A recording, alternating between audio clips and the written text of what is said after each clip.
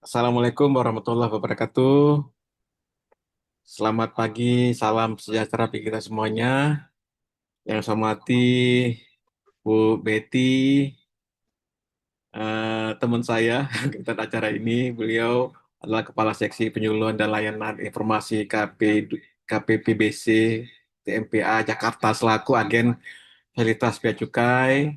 Kemudian saya hormati Bu Rati Krisanti, Asisten Vice President di Bank Mandiri, serta yang saya hormati para pelaku usaha UMKM, BUMDes, koperasi, akademisi, mahasiswa, serta seluruh peserta webinar yang berbahagia.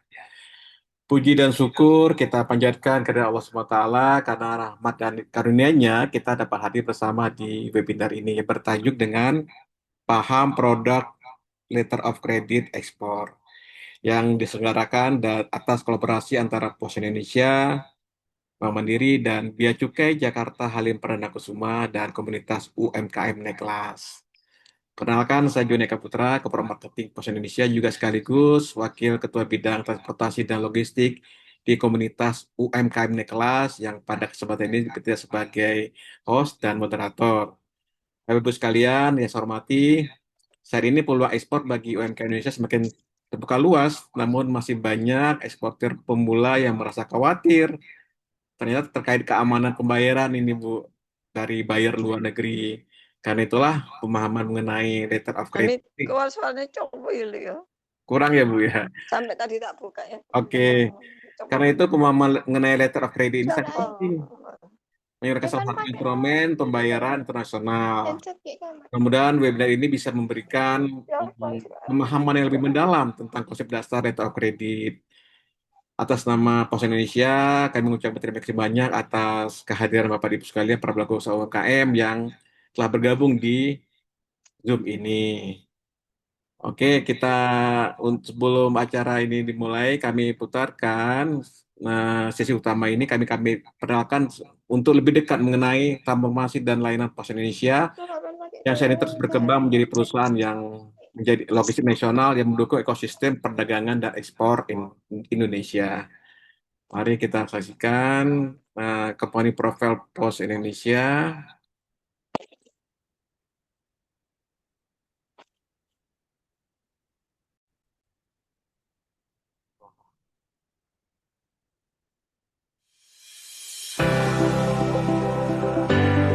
Setiap hari ada banyak sekali aktivitas jual beli yang terjadi di sekitar kita. Agar kegiatan tersebut bisa berjalan dengan lancar dan ekonomi terus tumbuh, pengiriman logistik memiliki peran yang sangat besar. Di era digitalisasi saat ini, pengiriman logistik juga harus akurat dan mudah dijangkau semua orang. PT Pos Indonesia hadir sebagai end-to-end logistic partner yang dapat digunakan semua orang dengan infrastruktur logistik terlengkap dari hulu hingga hilir. Didukung oleh 3 grup perusahaan, menjadikan Pos Indonesia menjadi postal operator paling kompetitif. Terdiri dari jasa logistik oleh PT Pos Logistik Indonesia, jasa keuangan oleh PT Pos Finansial Indonesia, properti oleh PT Pos Properti Indonesia.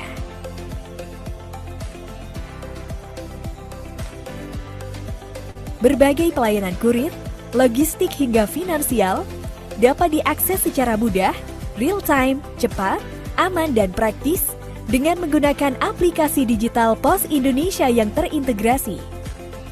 Kami menjamin pengiriman logistik sampai ke pelosok negeri dan seluruh dunia.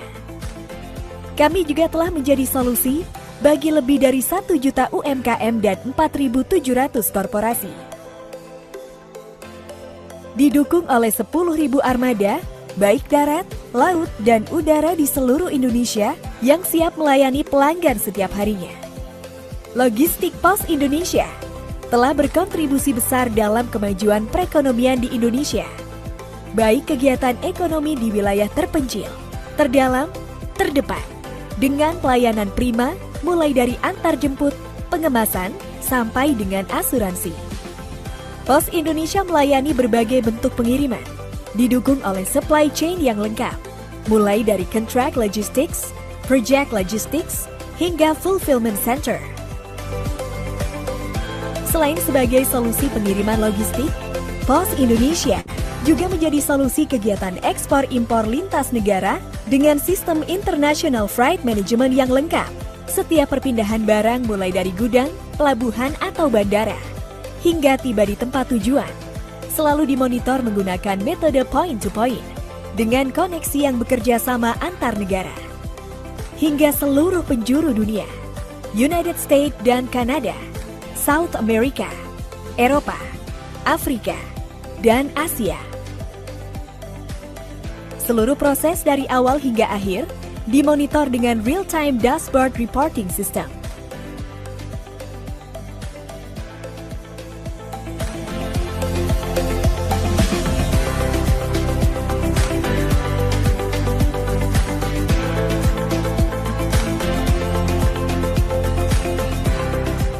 Memiliki fulfillment operation system dari inbound, storing sampai dengan outbound delivery untuk menjaga kualitas pengiriman barang.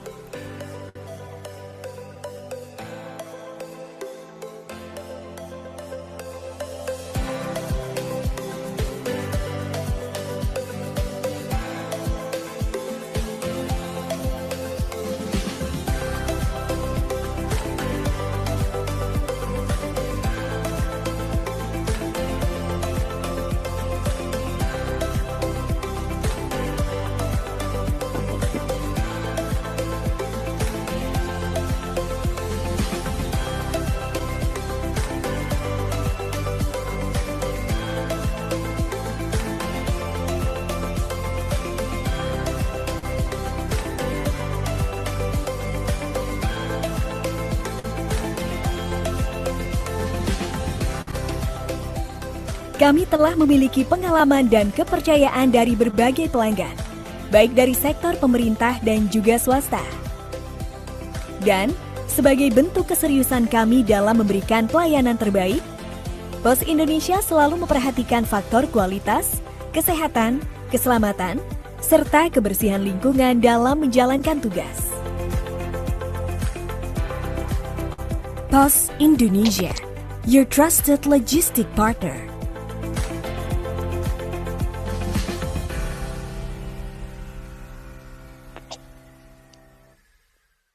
Mau hidupmu jadi lebih mudah dan juara? Ya pakai PosPay, platform digital keuangan dari PT Pos Indonesia. Bikin transaksi keuangan kamu lebih mudah, nyaman, dan gak pakai ribet. Banyak banget layanan keuangan digital yang dapat dinikmati. Mulai dari transaksi berbagai macam tagihan, transaksi QRIS, transfer dana rekening Giro Pos hingga 50 juta per hari, juga kirim wesel pos ke penerima yang gak punya rekening bank. PosPay dapat membantu nasabah untuk mendirikan bisnis, kantor pos mandiri, berupa PosPay Agen. PosPay juga menjangkau layanan kebutuhan para pekerja migran Indonesia untuk melakukan transaksi keuangan dari luar negeri loh.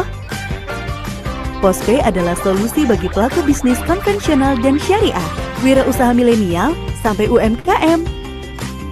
Jangan khawatir, bagi masyarakat yang tidak memiliki rekening bank, dengan PosPay, kamu bisa bertransaksi seperti layanan perbankan. PosPay, emang paling ngerti kamu.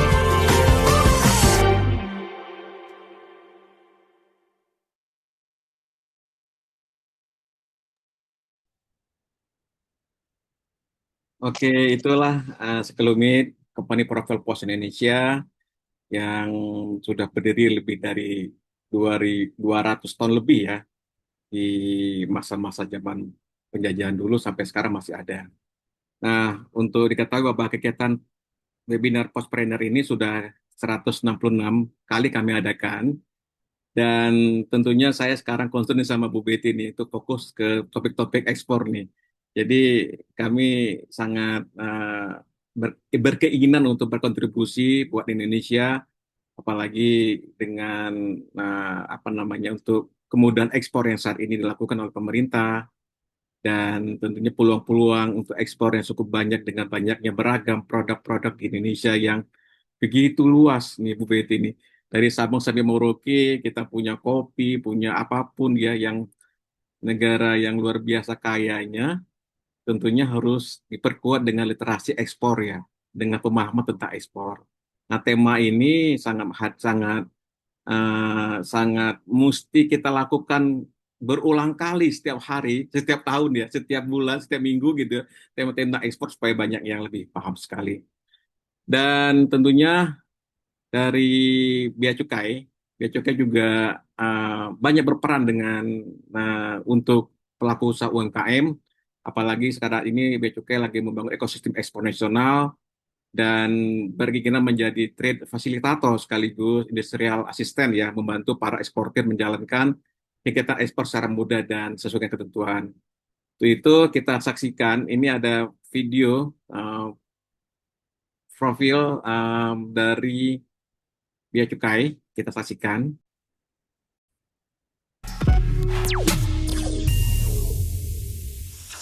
Dalam rangka menjamin kelancaran proses pemberdayaan UMKM berpotensi ekspor, Kementerian Keuangan melalui Bea Cukai dan LNSW melakukan kick-off sertifikasi UMKM berpotensi ekspor pada 16 Desember 2025. Berikut liputan selengkapnya. Untuk mengakomodir kebutuhan aplikasi dalam rangka pemberdayaan usaha mikro, kecil, dan menengah atau UMKM siap ekspor, saat ini telah disiapkan platform di ukme.kemenkeu.go.id yang dibangun oleh Lembaga Nasional Single Window atau LNSW. Salah satu nilai unggul platform tersebut adalah mendukung program sertifikasi UMKM berorientasi ekspor Kemenkeu 1 sehingga semua data terintegrasi dalam portal tersebut dan dapat dipertukarkan untuk tujuan yang lebih kuat dalam sinergi dan kolaborasi antar kementerian, lembaga, dinas atau swasta dalam pemberdayaan UMKM binaan. Hingga Desember 2025, tercatat 1.616 UMKM binaan dengan peningkatan signifikan dibanding tahun sebelumnya. Direktur Jenderal Bea dan Cukai, Jaka Budi Utama mengungkapkan, momentum ini sangat penting tidak hanya meningkatkan UMKM, tetapi juga membangun ekosistem yang adil dan setara, yang memberikan ruang yang sama kepada semua pihak, termasuk penyandang disabilitas. Selain itu, acara ini juga diisi dengan penandatanganan kerjasama, pemberian penghargaan kepada agen fasilitas kepabeanan, serta diskusi panel yang menyoroti kolaborasi dan kisah sukses UMKM, termasuk UMKM difabel.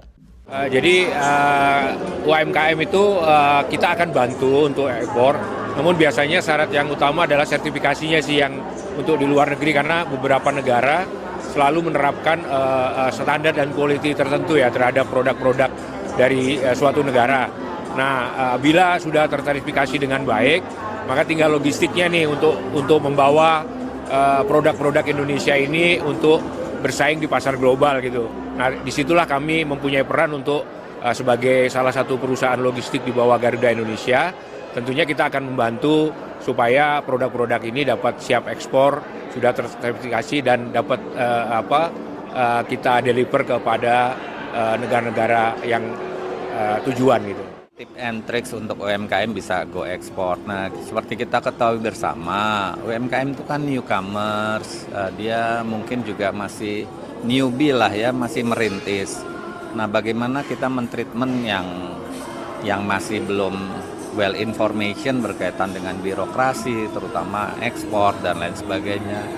Kita bisa blasting informasi di sosial media kita untuk bisa diperkenalkan. Atau sekaligus kita offline kunjungan lapangan langsung ke sentra-sentra industri UMKM, kita lakukan pendampingan.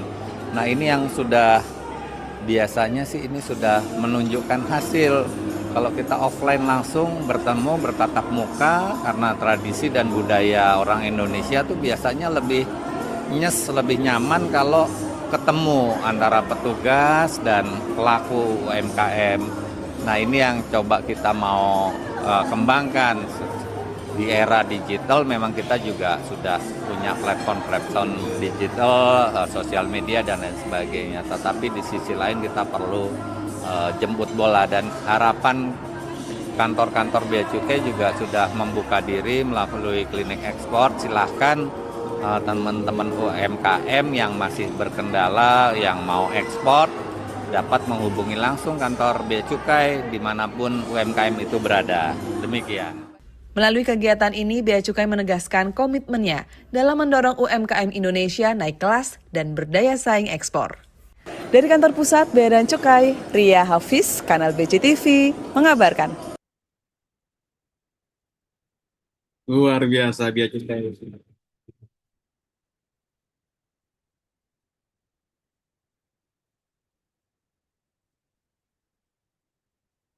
Luar biasa video paparan dari Bea Cukai. Nah, Bu Betty ini berapa minggu yang lalu nih keliling-keliling nih sampai ke Sukabumi, Bapak Ibu sekalian, untuk bantu para UMKM di sana. Dan tentunya ini memberikan kesempatan bagi para pelaku usaha UMKM dimanapun berada untuk bisa lebih dekat lagi dengan Bea Cukai dan kantor pos setempat ya. Untuk ini kita akan memberikan kesempatan kepada Bu Betty Endang Perwati Apriliana untuk memberikan arahan dan sekaligus membuka kita acara ini. Kepada Bu Betty kami persilakan. Ya, terima kasih Pak Joni. Assalamualaikum warahmatullahi wabarakatuh. Waalaikumsalam Salam sehat warahmatullahi selalu, wabarakatuh. semangat UMKM Go Semangat Ekspor 5 benua. Sekarang di kita lima naikkan benua. levelnya 7 benua. Ya. Dan saya jujur terima kasih banyak Pak Joni diberi ruang untuk bertemu dengan para UMKM. Ini adalah proses saya untuk semakin sebagai agen fasilitas harus ada ada semangatnya gitu, nggak hanya menunggu gitu. Nah, saya termasuk yang akan nanti lebih aktif ke teman-teman UMKM, tentunya nggak menutup di seluruh Indonesia ya, dari Sabang sampai Merauke. Saya sudah berjanji untuk membantu teman-teman saya juga agen fasilitas yang mungkin di Sabang atau di Merauke yang keterbatasan, itu nanti akan kita konekkan gitu Pak Joni, sesuai ini ya semangat kita di grup WA kita ya Pak ya.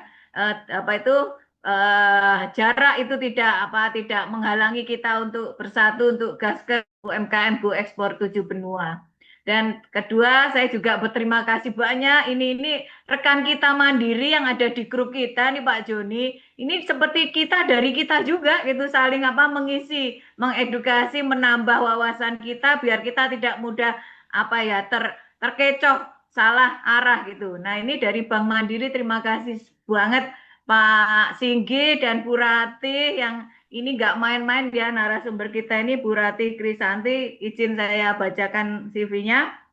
Jabatan Asisten Vice President, Professional Trade Finance Perbankan bersertifikasi CDCS, Sertifikat Dokumentari Kredit Spesialis, dan CITF, Sertifikat in International Trade and Finance. Dengan lebih dari 10 tahun pengalaman, memiliki keahlian dalam mengelola portfolio transaksi letter of credit dan documentary collection, termasuk mengelola struktur pembiayaan perdagangan domestik dan internasional.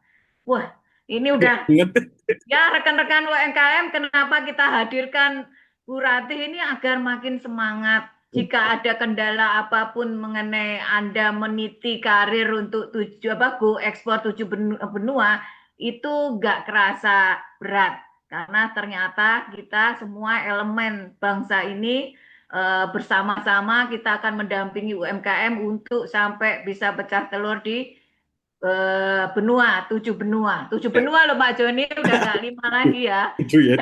Kalau bisa Antartika nanti, bisa kata Pak Budi bos saya, bisa nggak sampai Antartika, insya Allah gitu.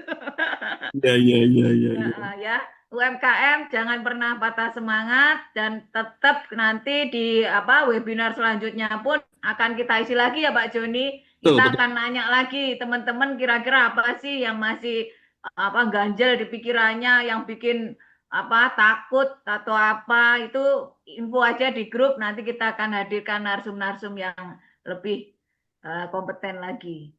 Terima kasih Bu Ratih Krisanti. Untuk tidak memperlama waktu Pak Joni, saya rasa cukup semangat terus UMKM untuk nembus 7 benua. Terima kasih. Assalamualaikum warahmatullahi wabarakatuh. Waalaikumsalam warahmatullahi wabarakatuh. Demikian sambutan dari Bu Betty yang memberi motivasi kepada kita semuanya, dan beliau tetap stay juga di grup WA ya, jadi memberi motivasi dan memberi informasi terkait dengan regulasi ekspor yang terkini. Nah, kini tiba saatnya untuk sesi utama webinar kita kali ini untuk membahas secara mendalam mengenai produk letter of credit, mekanisme transaksi, manfaatnya, dan apa sih yang perlu diketahui oleh para eksportir. Tentunya yang saya pahami memang ada kekhawatiran atau was-was ya antara pihak ekspor, waduh jangan-jangan nggak dibayar nih sama importir, gimana sih? Waduh kalau mau minta uang duluan, takutnya dikira kita nipu begitu. Jadi apa sih solusinya? Nah, kita beri kesempatan kepada Bu Rati Krisanti, Asisten Vice President dari Bank Mandiri untuk memberikan paparan yang akan sangat lengkap. Silakan Bu Rati. Assalamualaikum warahmatullahi wabarakatuh. Selamat pagi Pak Joni, Bu Betty yang saya hormati, dan teman-teman UMKM yang sudah meluangkan waktunya untuk hadir di webinar hari ini. Izin saya mencoba untuk menyampaikan produk-produk LC ekspor yang mungkin nantinya akan digunakan oleh teman-teman UKM sehingga nantinya lebih familiar gitu ya pada saat nanti para importir yang counterpart berada di luar negeri itu meminta transaksinya by LC. Mungkin saya izin dulu untuk memperkenalkan diri. Saya Rati Krisanti dari Bank Mandiri. Terima kasih sudah diperkenalkan tadi Bu Betty sudah cukup panjang. Saya izin langsung saja untuk memaparkan materinya menggunakan PowerPoint. Izin saya share ya Pak Joni Silakan, untuk silakan Bu, silakan.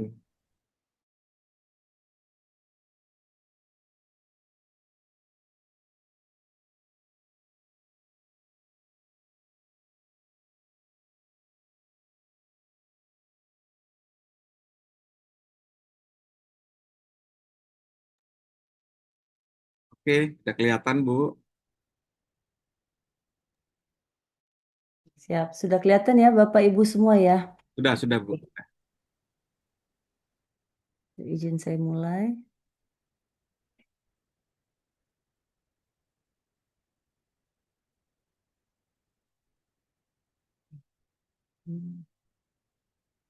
Oke. eh Materi hari ini mengenai paham produk LC, Bapak Ibu semua. Jadi nanti kita interaktif saja, Bapak Ibu, sehingga nanti kalau ada pertanyaan bisa langsung raise hand. Saya akan mencoba langsung jawab. Oke. Sebenarnya Bapak Ibu kan untuk apa namanya bersaing di eh, global gitu ya, tentunya kan harus mengenal ya terkait kepatuhan atau regulasi ataupun mungkin yang simpelnya bahasa begitu ya Bapak Ibu ya, sehingga nantinya produk-produk yang akan Bapak Ibu jual ke luar negeri itu akan lebih meluas gitu ya. Mungkin tadinya hanya domestik, sehingga dengan adanya permintaan di luar negeri ekspansi daripada bisnis Bapak Ibu akan lebih melebar lagi gitu ya. Tapi tentunya dengan adanya permintaan di luar ya kan, Bapak Ibu juga harus memperhatikan nih apa-apa saja yang harus diketahui gitu ya. Apa namanya kendala ataupun mungkin resiko yang akan dihadapi pada saat Bapak Ibu melakukan transaksi penjualan ke luar negeri.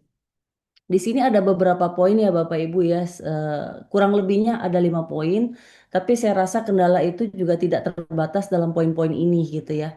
Yang pertama tentu regulasi kepatuhan internasional ya. Di luar negeri itu tentunya kalau mau menerima produk dari luar negeri ya, pasti meminta yang namanya sertifikasi. Sertifikasi itu macam-macam Bapak Ibu. Jadi misalnya kalau Bapak Ibu jual mungkin seperti rotan atau tekstil gitu ya. Mungkin Bapak Ibu sudah familiar dengan namanya sertifikasi fumigation sebagai contoh gitu ya. Kemudian bisa juga meminta sertifikasi mengenai standar daripada kualitas atau quality ya dari si produk yang akan Bapak Ibu jual gitu. Kemudian bea cukai tentunya kan dari setiap negara itu berbeda-beda Bapak Ibu ya. Jadi mungkin Bapak Ibu bisa mempelajari apa namanya bea cukai yang ada di luar negeri itu seperti apa gitu ya. Biasanya nanti ini Bapak Ibu bisa cari informasi di Kemendak ya. Itu sebenarnya banyak sih list-listnya gitu ya untuk yang dapat dipelajari. Kemudian yang kedua resiko keuangan dan pembayaran. Resiko keuangan itu udah pasti di luar negeri itu menggunakan mata uang yang berbeda ya Bapak Ibu ya. Jadi kalau di domestik mungkin tidak ada isu karena menggunakan rupiah gitu ya. Tapi kalau ke luar negeri mostly mungkin ya yang dipakai itu US dollar gitu ya atau euro seperti itu. Nah, apalagi di saat ini rupiah lagi apa namanya melemah gitu ya.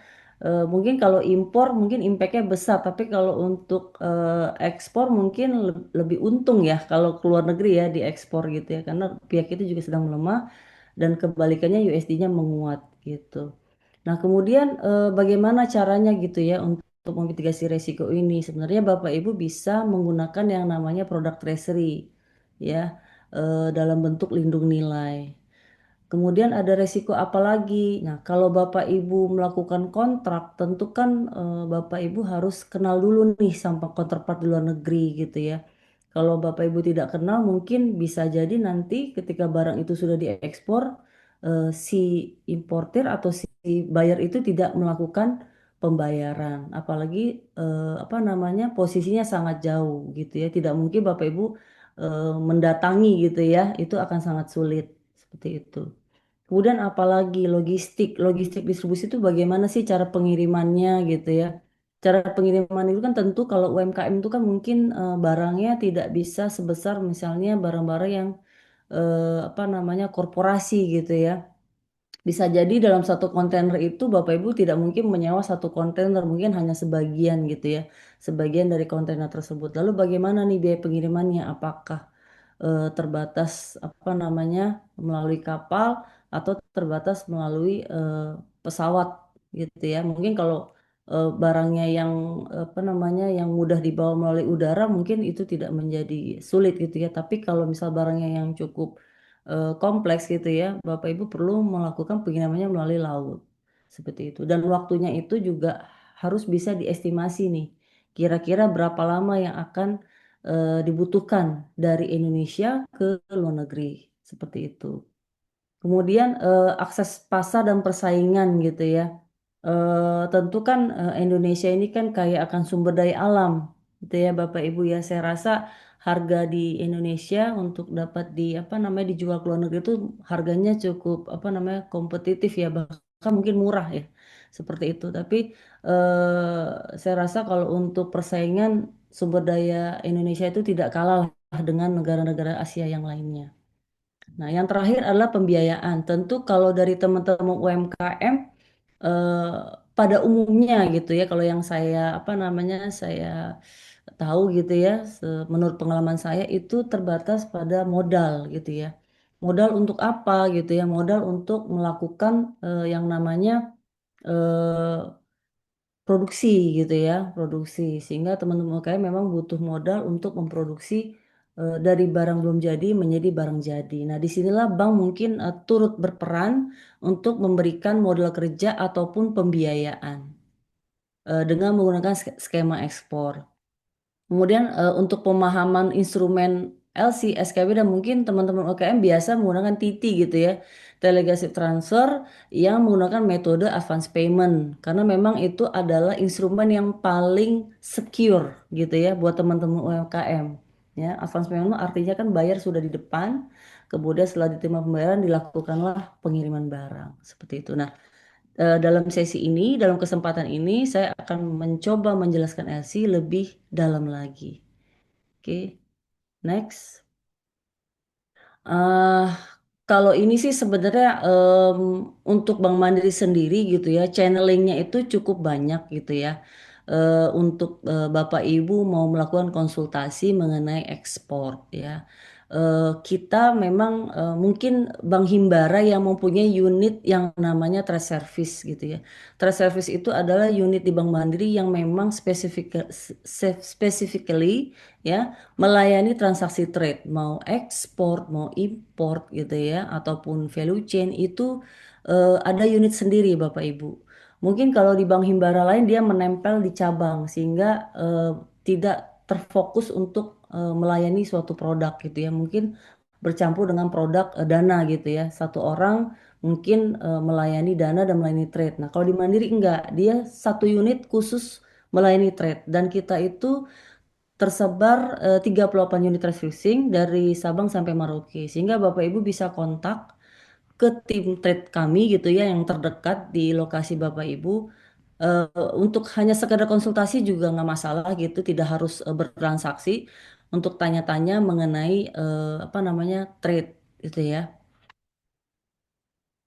Oke, solusinya apa sih gitu ya? Nah, mungkin sebelum saya menjelaskan diagramnya gitu ya atau alurnya gitu ya, mungkin tentunya mau transaksi apapun Bapak Ibu mau menggunakan TT ataupun non LC ataupun LC, yang harus kita kuatkan adalah sales kontraknya gitu ya Bapak Ibu ya. Nah, sales kontraknya apa sih? Nah, mungkin sales kontrak itu ada yang bentuknya sederhana, berbentuk PO, ada yang memang bentuknya kontraknya cukup kompleks gitu ya, ada pasal-pasalnya gitu. Nah, mungkin teman-teman UKM mostly bentuknya PO gitu ya. Jarang yang mungkin yang kontraknya kompleks gitu ya. Namun ada beberapa poin nih Bapak Ibu yang harus diperhatikan di dalam sales kontrak gitu ya. Tentu yang pertama adalah nama barang gitu ya. Nama barangnya seperti apa nih gitu. Kadang-kadang nama barang yang terlalu umum, ekspektasi buyer itu nggak ketemu gitu loh. Jadi misalnya mau buyer yang di luar negeri mau beli rotan gitu ya. Tapi dia tidak menyebutkan rotannya yang berbentuk apa gitu ya. Hanya dituliskan rotan furniture gitu ya. Asumsi mereka furniture itu lengkap dengan kursi dan meja gitu ya. Namun teman-teman UKM eh, apa namanya menangkapnya misalnya hanya coffee table misalnya seperti itu ya. Jadi memang nama barang itu supaya menghindari apa namanya misleading gitu ya. Baiknya nama barang itu detail tapi jangan terlalu detail gitu ya. Jadi jangan terlalu umum, jangan terlalu detail juga gitu ya. Jadi misalnya contoh nama barang rotan ya satu set misalnya kursinya berapa, mejanya berapa gitu. Nah, itu dari segi nama barang. Kemudian harga dan jumlah barang. Harganya berapa nih yang mau disepakati gitu ya. Tentu harga dan jumlah barang ini sangat menentukan nantinya Bapak Ibu melakukan transaksi baik TT maupun LC gitu ya. Nah, harganya berapa nih yang mau disetting? Biasanya ini tergantung dari metode pengiriman, Bapak Ibu ya. Metode pengiriman berikut dengan biaya custom clearance dan asuransi. Akan berbeda harga yang tidak termasuk biaya pengiriman, asuransi ataupun custom dengan harga yang termasuk biaya kirim, custom dan asuransi. Tentu yang lebih mahal yang termasuk biaya kirim gitu ya, custom clearance dan asuransi gitu. Sehingga itu ada perbedaan. Jangan sampai Bapak Ibu menghitungnya itu terlewat gitu ya, sehingga nantinya pada saat dilakukan transaksi, oh kok ternyata saya rugi ya. Ternyata maksudnya si bayar saya itu harga saya itu ternyata sudah termasuk biaya kirim misalnya gitu ya, atau misal udah termasuk custom clearance gitu ya. Wah, saya rugi nih misalnya seperti itu. Jadi di harga itu sudah di setup segala biaya-biaya yang akan timbul gitu ya, baik dari sisi seller maupun buyer. Nah, kemudian jumlah ini juga harus jelas Bapak Ibu. Di sini maksudnya satu set kah atau piece kah atau bagaimana gitu? Apa satu kontainer? Jadi kontrak itu harus benar-benar secara gamblang disebutkan supaya nantinya tidak terjadi apa namanya masalah di kemudian hari. Itu ya Bapak Ibu ya. Nah, di sini juga ditentukan nih mau pakai valuta apa harganya itu mau menggunakan USD atau bagaimana gitu ya tergantung kesepakatan buyer dengan seller seperti itu. Nah, yang ketiga adalah metode pengiriman barang gitu ya. Nah, metode pengiriman barang ini sebenarnya bermacam-macam ya Bapak Ibu ya. Itu ada yang via laut, ada yang via udara gitu ya. Nah, kalau misalnya ke luar negeri itu jarang sih yang pakai darat gitu ya, karena kan pasti melalui laut ataupun udara gitu. Nah, metode pengiriman barang itu nanti akan tercermin dengan dokumen transport ya Bapak Ibu ya. Jadi kalau misalnya laut tentu dokumennya itu namanya bill of lading ya, atau Ocean Bill of Lading atau berbagai macam nama lainnya. Intinya adalah dokumen mas yang dikeluarkan maskapai sebagai bukti barang itu berpindah dari negara seller ke negaranya buyer gitu ya. Nah, kemudian kalau udara itu apa nama dokumen transport? Oh, namanya Airway Bill seperti itu ya. Jadi Bapak Ibu harus familiar dengan nama-nama dokumen transport itu. Mungkin Bapak Ibu tidak langsung terjun mengurusi dokumen transport gitu ya. Mungkin Bapak Ibu menggunakan agen atau pihak lain gitu ya. Tapi tidak ada salahnya Bapak Ibu memahami nih metode-metode pengiriman barang itu sangat bermacam variasinya. Kemudian itu juga apa namanya dipengaruhi dengan istilahnya Incoterm 2020. Mungkin Bapak Ibu ada yang familiar ya terkait dengan Incoterm 2020. Jadi Incoterm 2020 itu adalah theoretically adalah panduan gitu ya, panduan titik transfer risk gitu ya, resiko transfer pada saat barang itu dikirim dari negara seller ke negara buyer gitu ya. Dan itu banyak sekali macamnya ya, dari kelompok F, mungkin A, D, dan C gitu ya. Mostly kebanyakan kalau misalnya dari transaksi TT ataupun LC itu banyak menggunakan yang namanya CIF ya, CFR ya, dua itu atau FOB ya. FOB itu free on board, kemudian CIF itu freight ya, termasuk dengan insurance. Kalau CFR itu hanya freight saja gitu. Jadi itu tergantung kira-kira pilihan apa nih yang Bapak Ibu ingin pilih gitu ya untuk metode pilihan barang.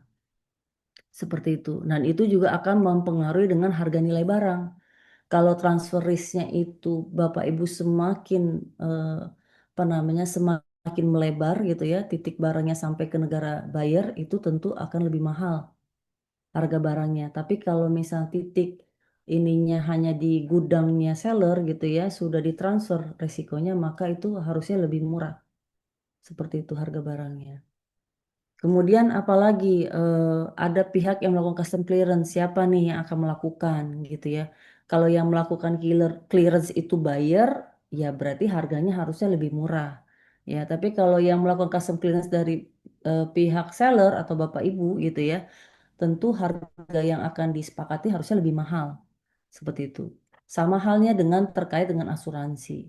Ya, asuransi itu kenapa sih sangat dibutuhkan gitu ya pada saat pengiriman barang? Tentu sangat dibutuhkan Bapak Ibu karena apa? Apabila terjadi sesuatu gitu ya pada saat barang itu on the way gitu ya ke negara buyer kan kita tidak pernah tahu ya akan terjadi apa.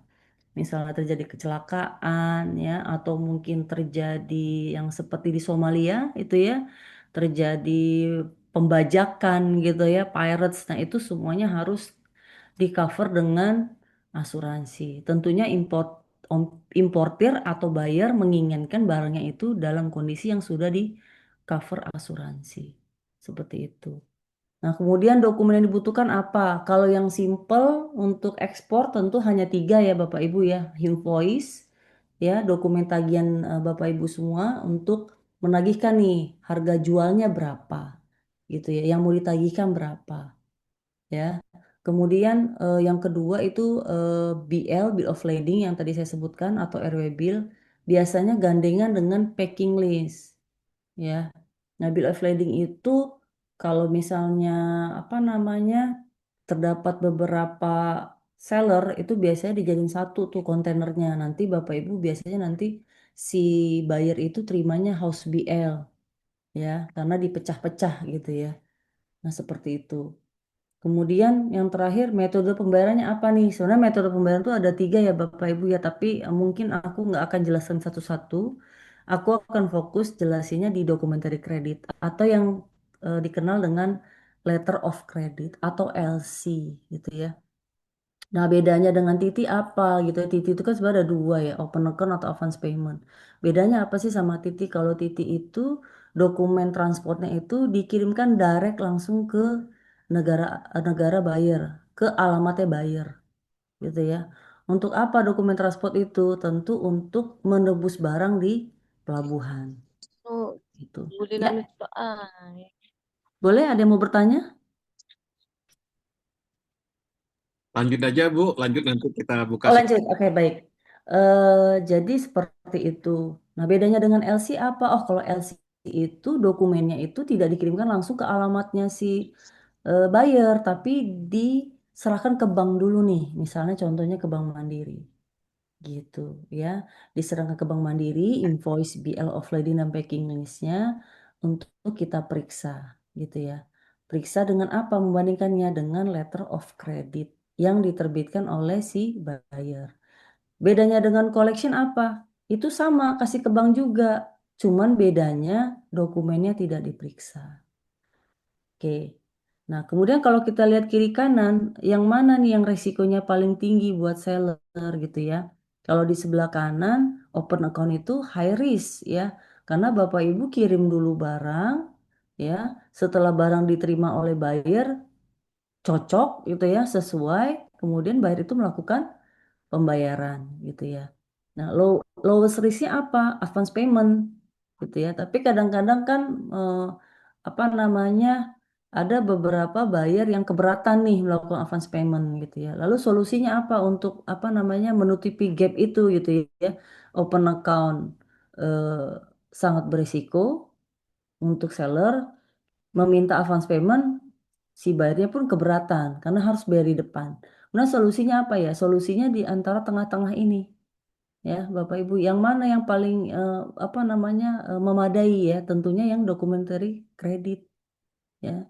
Documentary collection is okay, tapi saya tidak rekomend ya untuk tenor yang akseptasi. Ya, saya hanya rekomend untuk yang payment saja, DP. Tapi itu pun tidak bisa menutupi kemungkinan terjadinya gagal bayar ataupun delay payment. Itu ya. Oke, lanjut. Nah, ini Bapak Ibu ya. Sebenarnya di dalam apa namanya di dalam slide ini ya, ini bisa Bapak Ibu lihat bahwa LC itu sebenarnya apa sih gitu ya. Sulit nggak sih gitu ya. Ini barang apa gitu ya. Kira-kira dari sisi seller gitu ini merugikan nggak ya gitu ya. Sebenarnya kalau dari sisi apa namanya definisinya gitu ya, kalau Bapak lihat ya, LC itu apa sih? LC itu adalah suatu janji bayar bank, ya. Janji bayar bank dari si penerbit LC, ya. Jadi makanya disebut issuing bank, ya. Suatu janji yang pasti dari issuing bank. Siapa itu issuing bank? Issuing bank adalah banknya si buyer, ya, atau importir yang melakukan penerbitan LC, ya. Dia berjanji akan membayar. Secara apa? Secara irrevocable. Apa itu irrevocable? Irrevocable itu artinya ketika LC sudah terbit, ya, kemudian Bapak Ibu menerima LC tersebut karena Bapak Ibu seller ya, sehingga sebagai penerima nih, penerima LC, kemudian tiba-tiba nih si buyer Bapak Ibu nggak jadi terbit LC deh gitu. Padahal LC udah terbit itu nggak bisa dibatalkan sepihak. Harus meminta persetujuan dari seller dulu nih. Seller, kamu setuju nggak LC yang diterbitkan kemarin itu dibatalin nih sama buyer. Nah, itu irrevocable. Nah, jadi tidak bisa dibatalkan secara sepihak, gitu ya. Atas presentasi dokumen yang sesuai. Kita lanjut lagi ya Bapak Ibu definisinya ya. Janji bayar dari issuing bank yang bersifat irrevocable tidak bisa dibatalkan secara sepihak untuk melakukan pembayaran kepada penerima dalam kurung beneficiary. Ya, jadi beneficiary ini sebenarnya si seller. Jadi kalau misalnya Bapak Ibu udah transaksi LC, itu nama seller atau buyer itu berubah, bukan berubah ya, penamaannya berbeda gitu ya. Jadi kalau buyer itu namanya jadi applicant gitu ya, tapi sebenarnya itu buyer. Ya Bapak Ibu nggak usah bingung. Applicant itu adalah buyer. Beneficiary itu siapa? Beneficiary itu adalah seller, si penerima LC. Ya, penerima LC itu siapa? Seller yang akan menerima uang nanti gitu ya. Atas apa? Kalau definisi ini atas apa? Atas presentasi dokumen yang sesuai. Compliant presentation. Maksudnya apa? Issuing bank itu akan janji bayar. Pasti akan dibayar. Ya. Tapi berdasarkan dokumennya itu harus comply. Dokumen apa Bapak Ibu? Ya dokumennya yang dokumen tadi saya sebutkan. Yang simpel itu ya dokumennya bill of lading, invoice, atau packing list. Gitu ya. Berdasarkan apa? Dokumen itu dicocokkan dengan apa? Dicocokkan dengan LC-nya, ya, dicocokkan dengan letter of credit-nya, gitu ya. Cocok nggak? LC itu bentuknya apa sih? Sebenarnya LC itu kalau zaman dulu tuh surat, gitu ya. Surat yang diterbitkan oleh issuing bank. Tapi karena sekarang udah teknologinya sudah bagus, gitu ya. Sejak tahun berapa itu ya, cukup lama. Itu sudah bank to bank itu sudah melakukan yang namanya by Swift. Ya, karena kalau pakai surat itu tidak bisa diautentikasi originalnya. Kan sekarang banyak sekali ya yang penipu-penipu gitu ya. Bilangnya ini LC asli gitu ya. Terus Bapak Ibu terima, terus Bapak Ibu percaya, kirim barang ke luar negeri. Jangan ya, gitu. Karena LC itu sekarang sudah melalui SWIFT antar bank.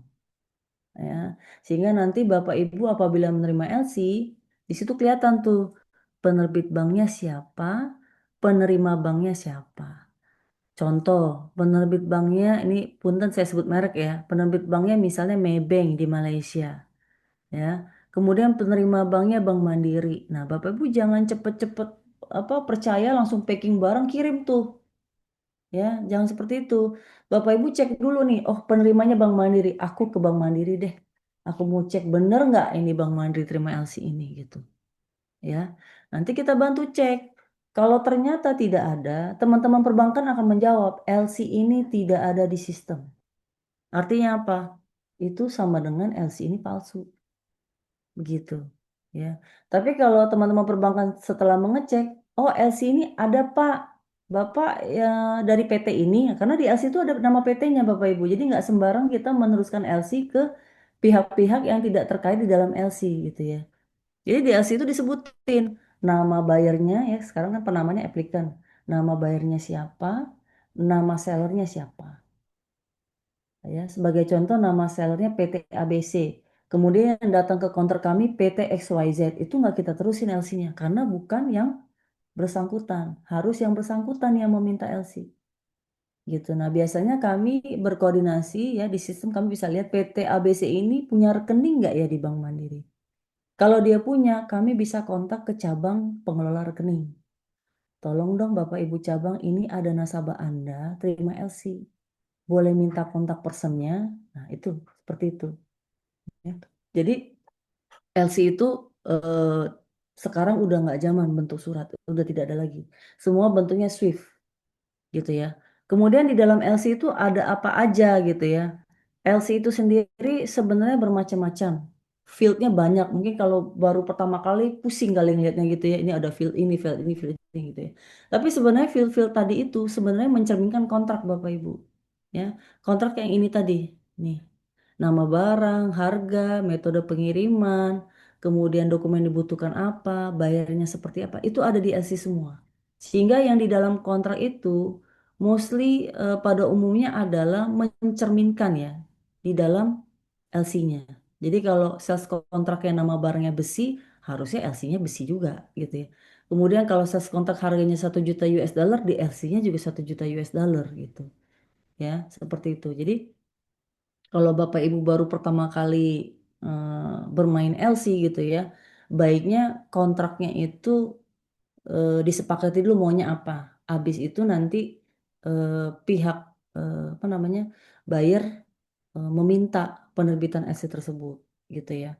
Nah, supaya LC itu yang diterima Bapak Ibu sesuai dengan ekspektasi atau mungkin sesuai dengan kontrak supaya itu bisa gitu ya, dipastikan seperti itu. Biasanya nanti teman-teman UMKM bisa minta draft LC-nya gitu ya. Jadi draft LC-nya bisa Bapak Ibu minta tuh. Draft LC-nya kayak apa sih supaya aku bisa konsultasi nih ke perbankan kira-kira klausul mana aja nih yang memberatkan seller. Kadang-kadang LC itu tricky juga ya Bapak Ibu ya. Ada klausul-klausul yang memang kadang-kadang kalau yang nggak familiar ini kok mintanya seperti ini atau misalnya tidak ada di kontrak gitu ya. Nah, Bapak Ibu bisa minta draft LC-nya tuh dari si buyer. Minta dong draft LC-nya saya mau lihat gitu. Ya. Nanti kalau Bapak Ibu kurang paham dengan bahasa-bahasa trade-nya, Bapak Ibu bisa konsultasi ke perbankan. Ini apa sih maksudnya gitu. Atau sekedar mau belajar itu boleh. Gitu ya. Seperti itu. Jadi LC balik lagi definisinya adalah suatu janji bayar bank dari issuing bank, banknya si buyer gitu ya, yang bersifat irrevocable untuk melakukan pembayaran ke pihak beneficiary. Dalam ini seller. Apabila dokumennya comply. Lalu kalau dokumennya tidak comply bagaimana? Ya tidak dibayar Bapak Ibu. Jangan sampai itu terjadi. Ya. Jangan sampai karena itu sangat rugi sekali buat seller gitu ya. Nah, terus kalau Bapak Ibu lihat alurnya, alur yang pertama Bapak Ibu bisa lihat nih, sales contract nih, nomor 1. Sales contract ya. Kadang-kadang ada nasabah juga yang datang ke kami gitu ya. Aku mau bikin LC katanya. Ya, kayak apa sih? Tentu teman-teman perbankan akan jawab, sales kontraknya mana? Gitu ya. Karena kalau tidak ada sales kontrak atau misalnya PO, itu kita LC itu ya isinya kosong aja gitu. Ya, nggak bisa kita taruh apapun di situ karena memang tidak ada sales kontraknya, tidak ada PO-nya, tidak ada underlying dokumennya yang harus kita put di dalam LC. Ya, jadi di sini Bapak Ibu sudah sepakat nih, ya, at least 5 poin di dalam sales kontrak, ya, nama barang, nilai, cara kirim, cara bayar, dan biaya-biaya yang timbul. Ya, itu disepakati. Biaya-biaya timbul maksudnya bagaimana? Biaya-biaya yang timbul di banknya seller, ya, dalam hal ini advising bank, dan biaya-biaya yang timbul di banknya buyer. Itu gimana? Apakah mau menjadi semua beban seller atau mau menjadi beban semuanya ke buyer atau 50-50? Jadi maksudnya 50-50 begini. Yang timbul di banknya buyer, ya udah buyer yang tanggung. Yang timbul di banknya seller, ya udah seller yang tanggung. Itu harus disepakati di sales kontrak, ya. Nama barang, nilai barang, cara kirim barang, cara bayarnya dan biaya-biayanya. Itu 5 pokok yang harus di put di dalam sales kontrak, ya. Kalau sisanya itu bunga-bunga aja, terserah nanti bisa di apa namanya di adjust gitu ya, maunya seperti apa.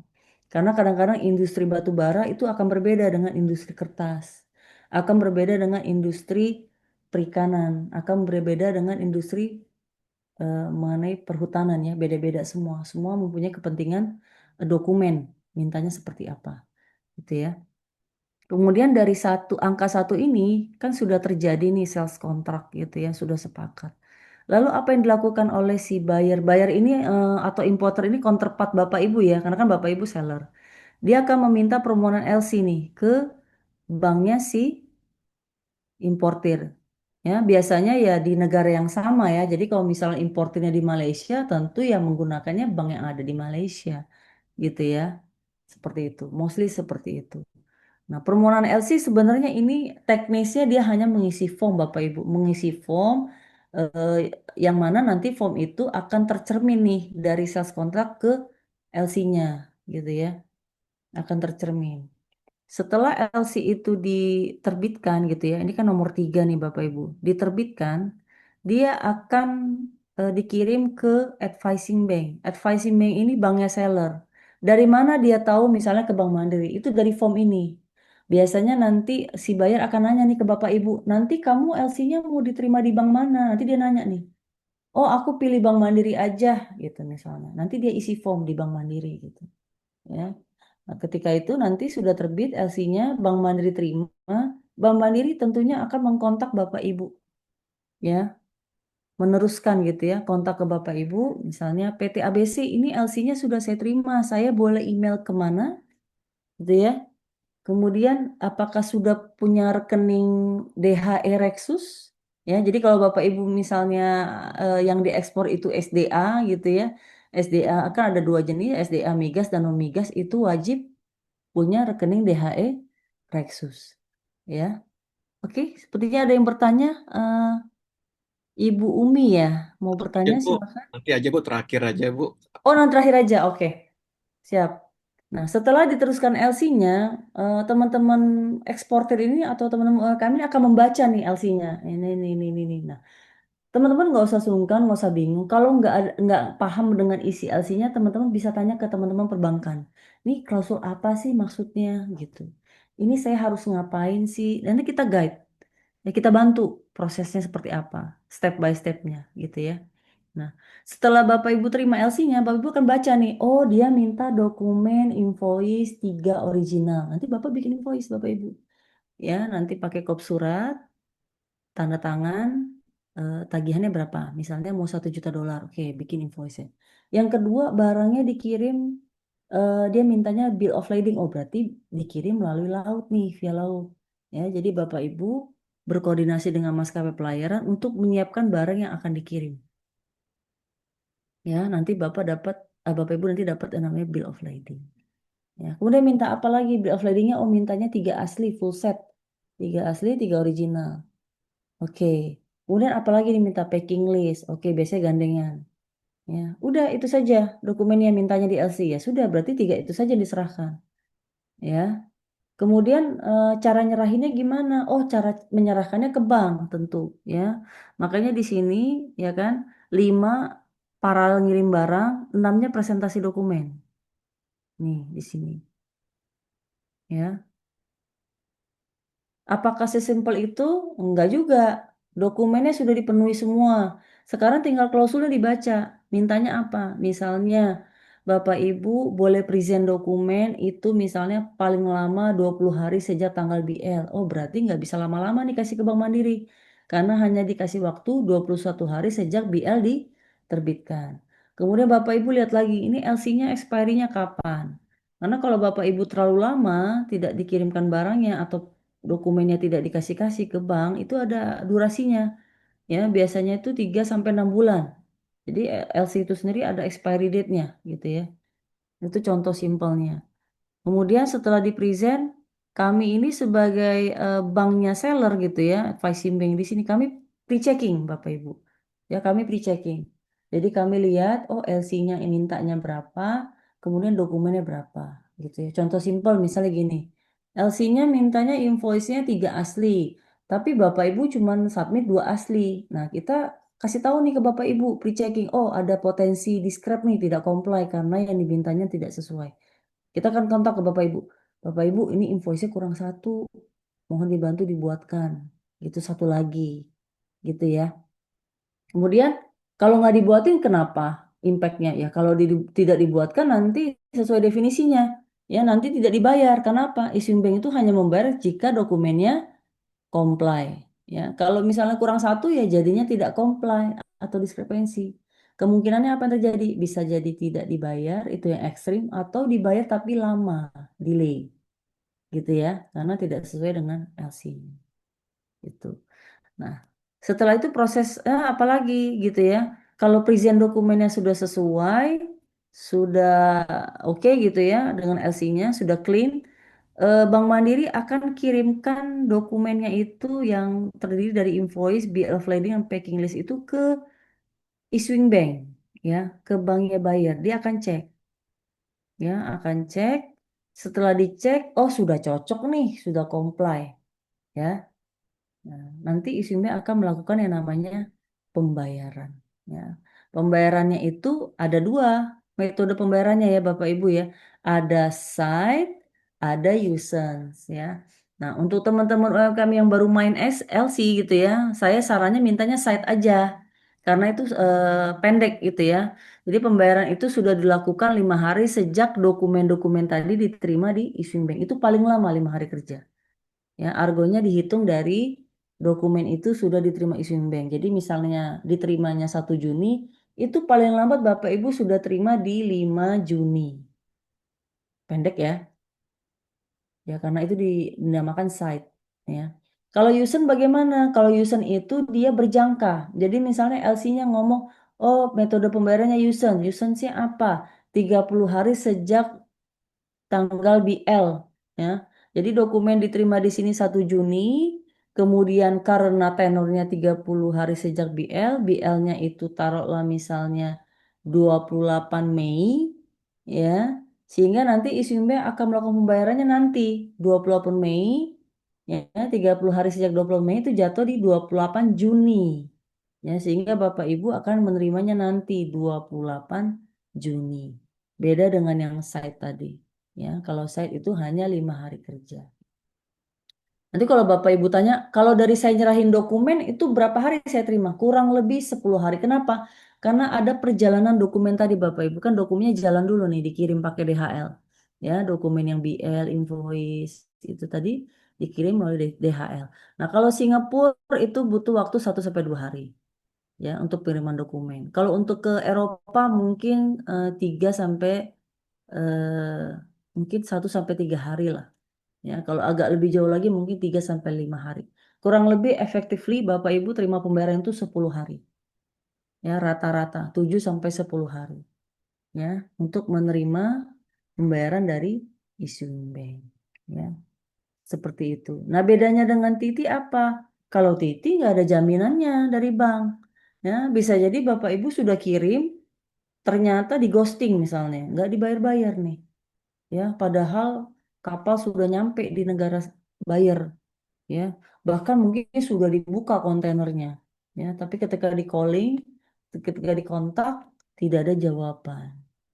Ya, yang rugi siapa? Yang rugi seller.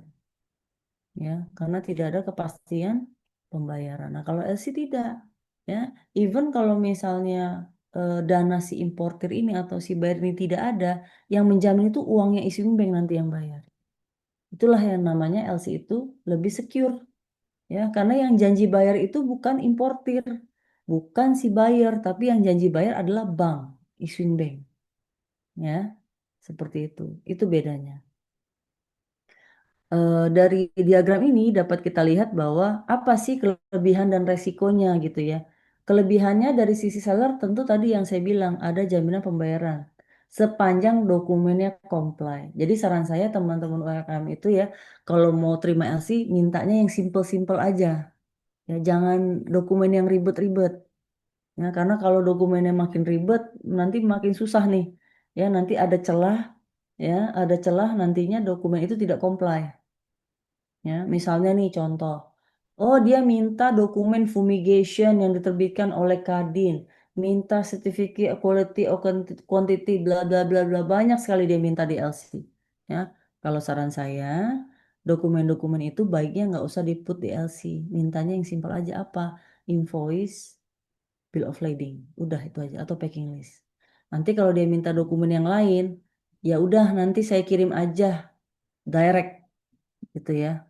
Seperti itu. Nah, kalau misalnya dibilang kekeh tetap di LC, nah Bapak Ibu harus pastikan kira-kira sanggup nggak ya untuk mengeluarkan sertifikasi-sertifikasi itu gitu ya. Karena kan kalau kita meminta sertifikasi ke Kadin itu pertama butuh waktu gitu ya, nggak sebentar. Yang kedua ada biayanya juga gitu ya. Itu Bapak Ibu harus perhitungkan tuh biayanya, harus dimasukkan ke dalam harga jual ya. Tapi kalau Bapak Ibu sanggup, udah sering gitu ya, ya mungkin itu nggak jadi masalah ya. Jadi saran saya kalau mau pakai LC dokumennya yang sederhana saja yang diminta. Kemudian dicek juga klausul-klausul issuing bank itu kadang-kadang ada juga yang tricky ya. Contoh misalnya dia minta semua dokumen dicantumkan nomor dan tanggal LC. Nah kalau bisa Bapak Ibu minta hapus. Ya makanya perlu kalau misalnya Bapak Ibu jika diperlukan minta draft LC-nya dulu nih. Saya mau lihat dulu deh draft LC-nya nih gitu. Ya, gitu. Kemudian apa? Advantage yang kedua, kemudahan memperoleh pembiayaan ekspor. Nah, kalau ini sebenarnya nanti teman-teman perbankan bisa menawarkan yang namanya pembiayaan gitu ya. Kadang-kadang seller kan butuh piutangnya dipercepat. Nah, kita bisa lakukan percepatan itu gitu. Nah, kemudian resikonya apa? Nah, ini tadi resikonya ketidakmampuan presentasi dokumen. Nah, ini bahaya nih kalau misalnya teman-teman terima LC terus iya-iya aja gitu ya pas dilihat LC-nya kompleks sekali mintanya gitu ya. Minta ini, minta itu gitu ya. Kemudian tidak sesuai. Jadi percuma aja pakai LC kalau dokumennya nggak comply. Sama aja nggak dibayar atuh ya. Udah biayanya banyak gitu ya, tidak ada biaya dari swing bank ada, biaya dari FI bank ada, ya. Tapi karena dokumennya tidak mampu dilakukan presentasi secara comply, ya artinya ya sia-sia aja gitu. Ya, janji bayar bank juga gugur automatically, ya. Kemudian apa? Kedua, issuing bank bangkrut. Nah, ini nanti teman-teman UMKM harus lihat juga nih. Kira-kira eh, mau nggak terima issuing bank yang ratingnya jelek? Nggak mau ya. Jadi harus dilihat dulu issuing banknya harus yang bonafit, yang ratingnya bagus, ya. Jangan mau terima bank-bank yang tidak bonafit, karena percuma kalau bank-bank yang tidak bonafit, yang ratingnya jelek, ini definisi dari LC ini sendiri juga dilanggar sama dia gitu, ya. Karena itu tadi dia tidak bonafit, ya. Kalimatnya janji bayar, ya kan? Karena bank yang nggak bonafit dicuekin aja sama dia, ya dilanggar aja. Jadi mungkin teman-teman sebelum terima LC teman-teman tanya dulu ke teman perbankan. Kira-kira Bank Mandiri punya RMA nggak dengan bank ini? Kira-kira punya Comline nggak dengan bank ini gitu ya? Carilah bank yang mempunyai RMA atau comline dengan Bank Mandiri. Jangan terima bank yang tidak punya RMA. Jangan terima bank yang di negara-negara yang berisiko atau sedang konflik politik dan ekonominya. Ya, seperti itu. Nah, kemudian dari sisi buyer apa nih advantage-nya? Kalau dari sisi buyer tentu kan sepanjang bank itu memenuhi gitu ya, memenuhi term kondisi LC, tentunya pembayaran akan dilakukan. Ya, jadi yang tadinya buyer ini kalau misalnya by TT gitu ya, dia minta barangnya furniture rotan, warnanya apa ya, natural misalnya gitu ya.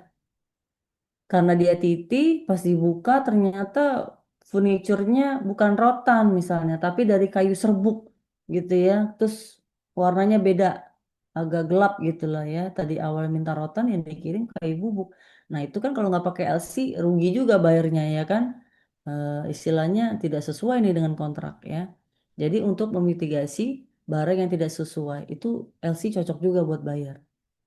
Kemudian yang kedua, kemudahan memperoleh kredit. Jadi memang di perbankan itu ada jenis-jenis produk yang bisa melakukan talangan. Jadi misalnya ada jatuh tempo nih LC, terus bayarnya itu kebetulan nih nggak ada dananya, itu perbankan bisa melakukan talangan, gitu ya.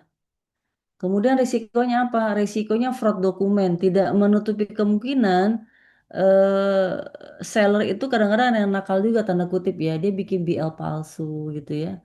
Bill of lading palsu, invoice palsu gitu ya. Ternyata pas dicek BL-nya itu nggak bisa buat untuk tebus barang di pelabuhan karena palsu. Ya. Tapi karena teman-teman di sini apa sebagai seller harusnya ini tidak menjadi kendala karena ini kendalanya dibayar.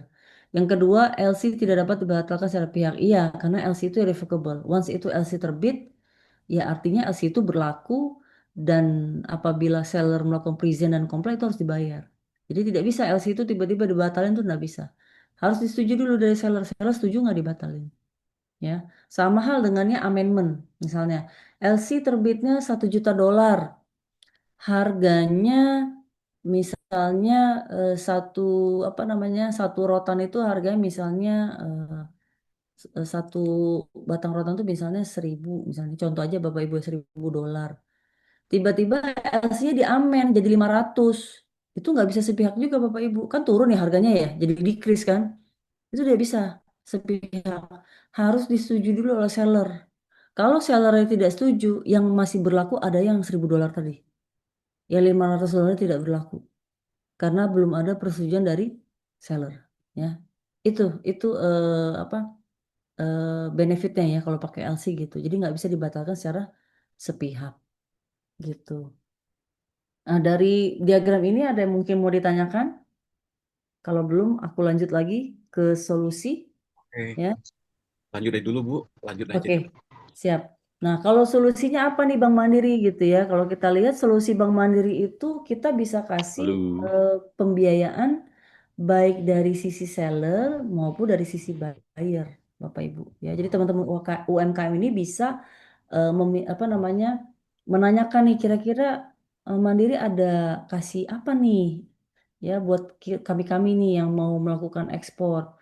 Pertama, kalau dari sisi seller itu kita ada dua, ya. Bisa melakukan pembiayaan pre-export. Yang kedua adalah post-export financing. Kalau pre-export itu di mana seller itu butuh modal, ya, butuh pembiayaan ketika barang itu belum siap kirim. Contoh, jadi barangnya itu masih barang belum jadi, kemudian diolah menjadi barang jadi. Contoh, barang belum jadinya mungkin karet, gitu ya. Kemudian diolah menjadi sendal karet, ya itu jadi barang jadi, gitu ya. Nah, teman-teman UMKM ini membutuhkan modal nih untuk apa namanya memproses barang tadi, ya. Itu namanya pre-export financing, Bapak Ibu, ya. Itu solusi modal kerja. Nanti kita gandeng teman-teman apa nama teman-teman SME kita yang di Mandiri untuk bisa memberikan kredit modal kerja, ya seperti itu. Kemudian yang kedua adalah post export financing. Kalau post ini sesuatu pembiayaan yang udah siap kirim nih Bapak Ibu. Jadi misalnya nih, Bapak Ibu sudah siap nih dokumennya yang tadi saya sebutkan, BL, invoice ya, dan teman-temannya itu sudah siap kirim ke issuing bank, ya, udah nyampe nih, ya. Terus kebetulan LC-nya usance, ya, seller baru terima gitu ya, atau teman-teman UMKM ini baru terima nanti nih sebulan lagi karena memang LC-nya usance. Nah, teman-teman perbankan bisa melakukan percepatan piutang itu tadi. Jadi kita ambil alih, ya. Seller, kamu butuh uangnya sekarang, kami bisa membiayai. Ya, yang tadinya nanti baru terima 28 Juni, kita bisa kasih sekarang, kita kreditin sekarang. Tapi ada biaya bunganya. Ya, jadi misalnya tagihan ekspornya 1 juta, karena dipercepat sama bank gitu ya. Nanti teman-teman itu, seller itu hanya menerima misal contoh 900.000. Karena 100 ribunya itu adalah bunga. Gitu ya. Itu adalah post export financing. Ya. Contohnya di sini sih ada 3 ya, tapi sebenarnya teknisnya sama ya, hanya beda beda ini aja sih Bapak Ibu, hanya beda mekanismenya aja gitu ya. Kalau yang pertama ini memang harus ada facility, Bapak Ibu harus setup facility yang PMBN Wesel Export. Kalau forfeit Bapak nggak perlu facility Bapak Ibu ya. Sepanjang sudah ada akseptasi dari issuing bank karena tadi usance ya Bapak Ibu ya, kita akan membiayai berdasarkan akseptasi itu sehingga sudah ada jaminan kan dari bank, kita biayai, kita kreditkan ke rekening seller tanpa harus adanya facility. Kalau nomor 1 dan nomor 3 ini bedanya, kalau yang nomor 3 ini apa namanya, DHE ini bisa dijadikan agunan ya, agunan fasilitas kredit. Ya, ini sudah di luar mekanisme LC kalau yang nomor 3. Kalau 1, 2 ini adalah pembiayaan financing di dalam alur mekanisme LC. Kalau nomor 3 enggak. Jadi DHE yang Bapak Ibu terima itu kan harus ditahan ya. Kalau nggak salah kalau yang migas itu 3 bulan, non migas itu 12 bulan. Ya. Bahkan yang non migas itu 100%. Tapi sih sebenarnya nggak 100 ya Bapak Ibu ya, karena kan itu bisa dipakai buat bayar dividen atau bayar ya, apa namanya, utang import segala macam. Nanti mungkin sisa-sisanya yang ketahan mungkin sekitar 20-30%. Nah, itu bisa dijadiin tuh sebagai apa namanya, jaminan gitu ya ke bank untuk nanti bank memberikan kredit ya. Bentuknya apa? DHE-nya bisa bentuk giro, deposito ya, ada 2 jenis. Itu nanti diblokir oleh bank. Nah, itu kira-kira produk-produk financing yang bisa kita tawarkan ke teman-teman UMKM. Ya, tapi kan teman-teman UMKM biasanya tagihannya berapa ya? Kalau di bawah 250.000 mungkin nggak perlu ke DHI Rexus ya, bisa ke rekening umum biasa. Biasanya kalau DHI itu yang tagihan invoice-nya melebihi dari 250.000 dolar USD. Ya, sehingga kalau nomor 3 ini mungkin tidak digunakan nih. Ya, kalau misalnya tagihannya di bawah 250.000. Nah, kemudian kalau dari sisi buyer apa nih teman-teman Mandiri bisa tawarin? Ya, kalau dari buyer tentu kan account payable ya Bapak Ibu, ya namanya aja buyer, account payable. Nah, kita bisa kasih namanya facility untuk penundaan pembayaran seperti talangan gitu ya. Talangan tagihan jatuh tempo LC. Seperti itu.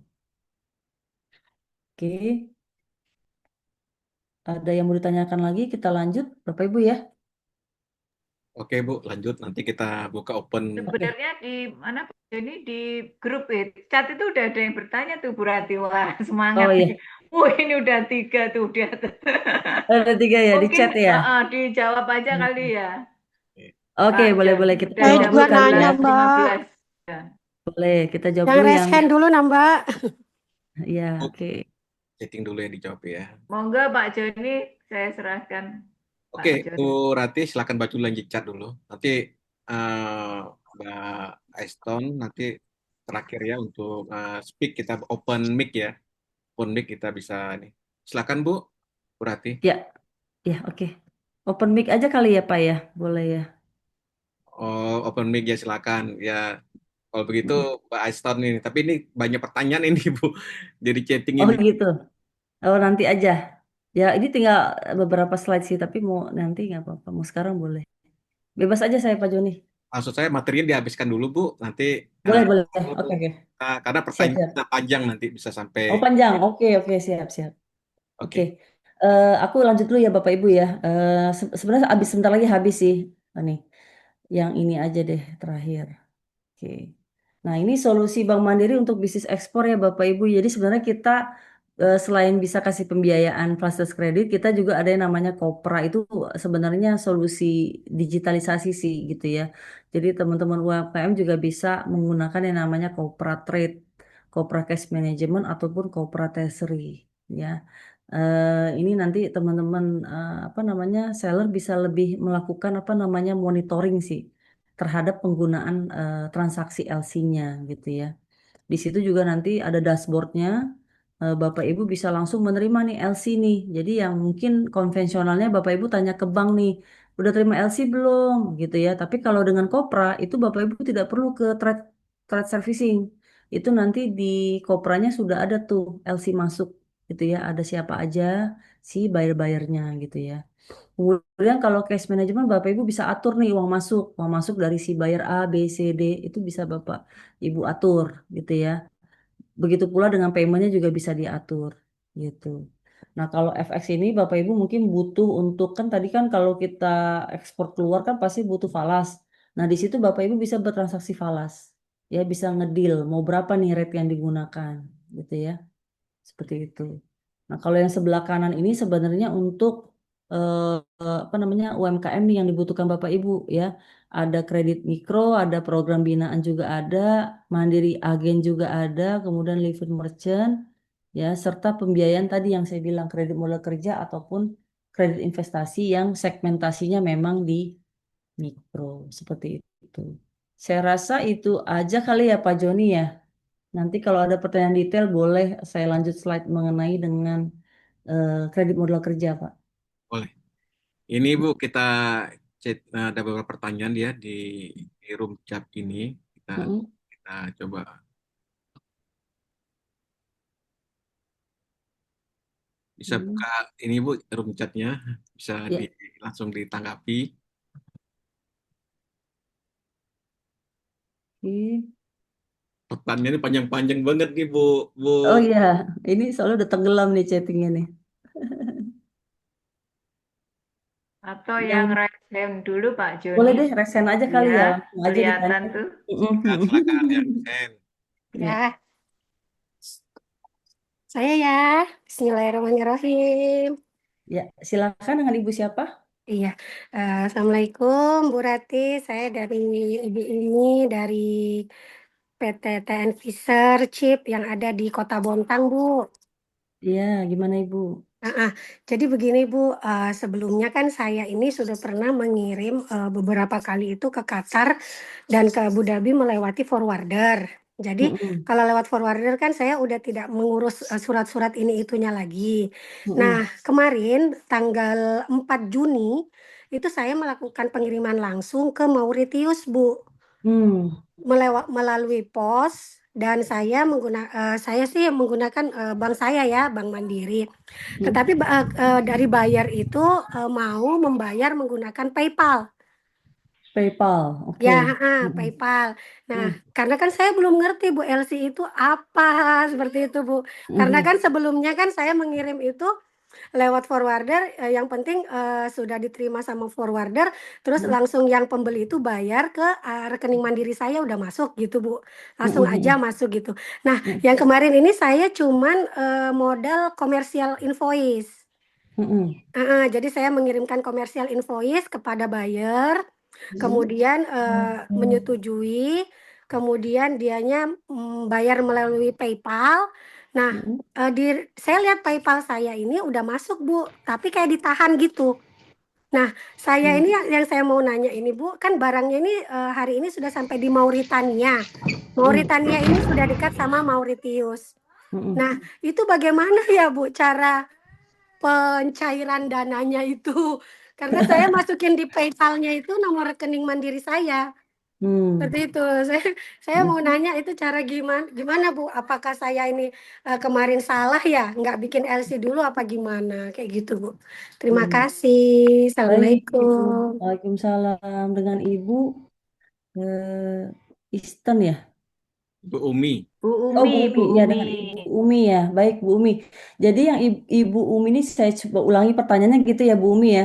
Jadi Bu Umi ini ada kendala, uangnya belum masuk gitu ya, Bu ya. Tapi udah dibayar dari bayarnya. PayPal-nya sudah bayar, tapi uangnya belum masuk gitu ya, Bu ya. Bu, iya, jadi saya cek PayPal itu udah masuk. Kan Mm-mm. jumlahnya itu dikit aja sih Bu sebenarnya, 76 US dollar. Terus itu saya lihat di situ kayak ada potongan 3, koma berapa sekian gitu. Jadi saya terimanya cuma 73 dolar aja. Oke, jadi Kayak gini gitu, Bu, tapi belum masuk. belum masuk. Wah, ini Iya, harus gimana? ditanya. Jadi sebenarnya gini Bu, kalau saya tangkap gitu ya. Jadi Ibu ini sebenarnya transaksinya by TT ya Bu ya, tidak pakai TT. Lewat pos Indonesia. Oh iya itu ininya apa Heeh. eh, cara bayarnya gitu Bu ya, lewat Pos Indonesia gitu atau misalnya bagaimana? Pos pengiriman itu kalau pembayaran. Ya, Pos kalau pos itu pengiriman. kan sebenarnya barangnya kan. Maksudnya Ya, gini, jadi kalau transaksi itu Bu ada tiga Bu, ada alur barang, alur uang, ya, sama alur dokumen baik, gitu. baik. Nah, kalau alur dokumen Ibu sudah serahkan ke forwarder kan tadi, kalau saya tangkap cerita Ibu, ya. Alur dokumen itu adalah dokumen-dokumen yang nanti dari bayar Ibu melakukan bongkar muat di sana di Mauritius, ya kan? Mhm. Itu sudah diserahkan forwarder itu oke. Kemudian alur apa namanya alur barang tadi sorry alur barang sudah forwarder, alur pengiriman dokumen sudah melalui Pos Indonesia tadi udah nyampe, ya kan. Kemudian yang tinggal alat pembayarannya nih Bu. Nah, alat pembayarannya ini kalau saya tangkap Ibu pakai tadi bilang pakai PayPal kan, Ya, PayPal. PayPal. Nah, itu Ibu sebenarnya kalau Ibu langsung masukkan akun Bank Mandiri Ibu pribadi, itu kan sebenarnya namanya MT-103 ya Bu ya. Nah, itu Ibu mungkin bisa tanya ke cabang sih Bu, gitu. Ya, ini kenapa kok belum masuk? Itu pertama Bu. Ya. Terus kalau pertanyaannya potongan itu memang kita tuh memang kadang-kadang memang ada potongan Bu, kayak RTGS-an aja kan ada potongannya Bu ya. Kayak Mhm. kita di transfer aja kan ada 2.000, 1.000 ya Bu ya, kayak gitu-gitu. Ya, Nah itu sebenarnya ya. potongan tuh Bu, potongan dari bank sana. Kayak Mhm. biaya handling charges gitu, kayak biaya RTGS lah bahasa bahasa awamnya gitu. Nah kalau Ibu misalnya belum terima nih, jadi istilahnya di rekening Mandiri Ibu belum masuk kan gitu kan. Nah Ya, itu belum. saya rasa mungkin masih ada di rekening penampungannya Bank Mandiri di kantor pusat mungkin Bu. Jadi nanti Ibu bisa tanya ke teman-teman cabang. Ibu di mana ini cabangnya? Di Bontang. Saya Nah, di itu Bontang. di Bontang kan. Nah, nanti Ibu bisa datang ke cabang. Ini kok uangnya nggak masuk, tapi ini saya sudah receive nih seperti ini. Bisa tolong Mhm. cek nggak?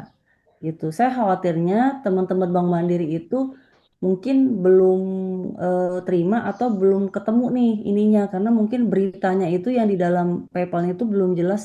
Mungkin nama atau alamat lagi mencocokkan gitu sih Bu. Jadi saran saya Ibu ke Bank Mandiri, Ibu kasih PayPal-nya tadi, ya Bu Mhm. ya. Terus Ya. tanyain aja, ini kok belum masuk ke rekening saya gitu. Ini Mhm. ketahannya di mana gitu? Di Bank Mandiri apa ketahannya di bank sana gitu, Bu. Iya, iya, Mm-mm. benar. Kira-kira gitu Mhm. sih, Bu Umi. Oh iya. Terus Mm-mm. itu kalau misalnya kan pakai PayPal tuh Bu.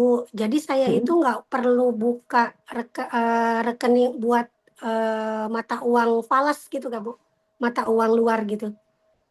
Nggak perlu ya? Hmm, Pakai kalau menurut yang saya biasa sih aja. baik, kalau menurut saya sih baiknya Ibu pakai punya rekening falas Ibu supaya Ya, tidak terkena sudah sip. kurs. Heeh, supaya Nah, nggak kena sudah ada. kurs gitu, Bu. Mm-mm. Gitu. Iya. Oh iya iya. Berarti saya ini ke cabang dulu ya. Iya, Saya nanti submit. kasih buktinya aja, Bu. Ini kok saya nggak terima gitu. Karena Iya. Ibu masukinnya rekening Bank Mandiri kan, Bu, bukan bank Bank lain kan? Mandiri, tapi Iya, bukan yang nanti rekening, kasih, bukan nomor yang ini, rekening falas, bukan. Yang bukan, biasa iya, saya masukin. iya. Saya Oh, khawatirnya nggak masuk gitu loh, Bu, karena ada kendala di sistem atau gimana gitu. Jadi Ibu ke oh. cabang kasih buktinya. Ini bisa tolong cariin nggak? Nanti teman-teman cabang biasanya koordinasi sih, Bu, ke kantor pusat. Ininya di mana gitu. Oke, baik. Oke. Terima kasih, Bu Rati. Iya, sama-sama Bu Umi. Assalamualaikum. Waalaikumsalam. Waalaikumsalam. Oke, yang CP kembar apa ini? CP kembar Pak John tuh. Nah, CP Kembar itu nanyain dia bantu ini ke Bu Umi dana yang di PayPal itu Ya, monggo. Ini agak berat ini kayaknya. Iya, CP kok silakan. jadi PT gitu kalau nggak salah, Bu. karena CP Kembar Ya. ini mirip yang pengalaman beliau mirip seperti saya menarik saldo Shopee gitu ya ke rekening bank Heeh, kita dan PayPal memang ada potongan katanya seperti itu. heeh. Oke, kita lanjut aja teman-teman yang sudah chatting yang ingin bertanya silakan langsung. CP kembar tuh, Pak John. CP Silakan, Kembar, Bu.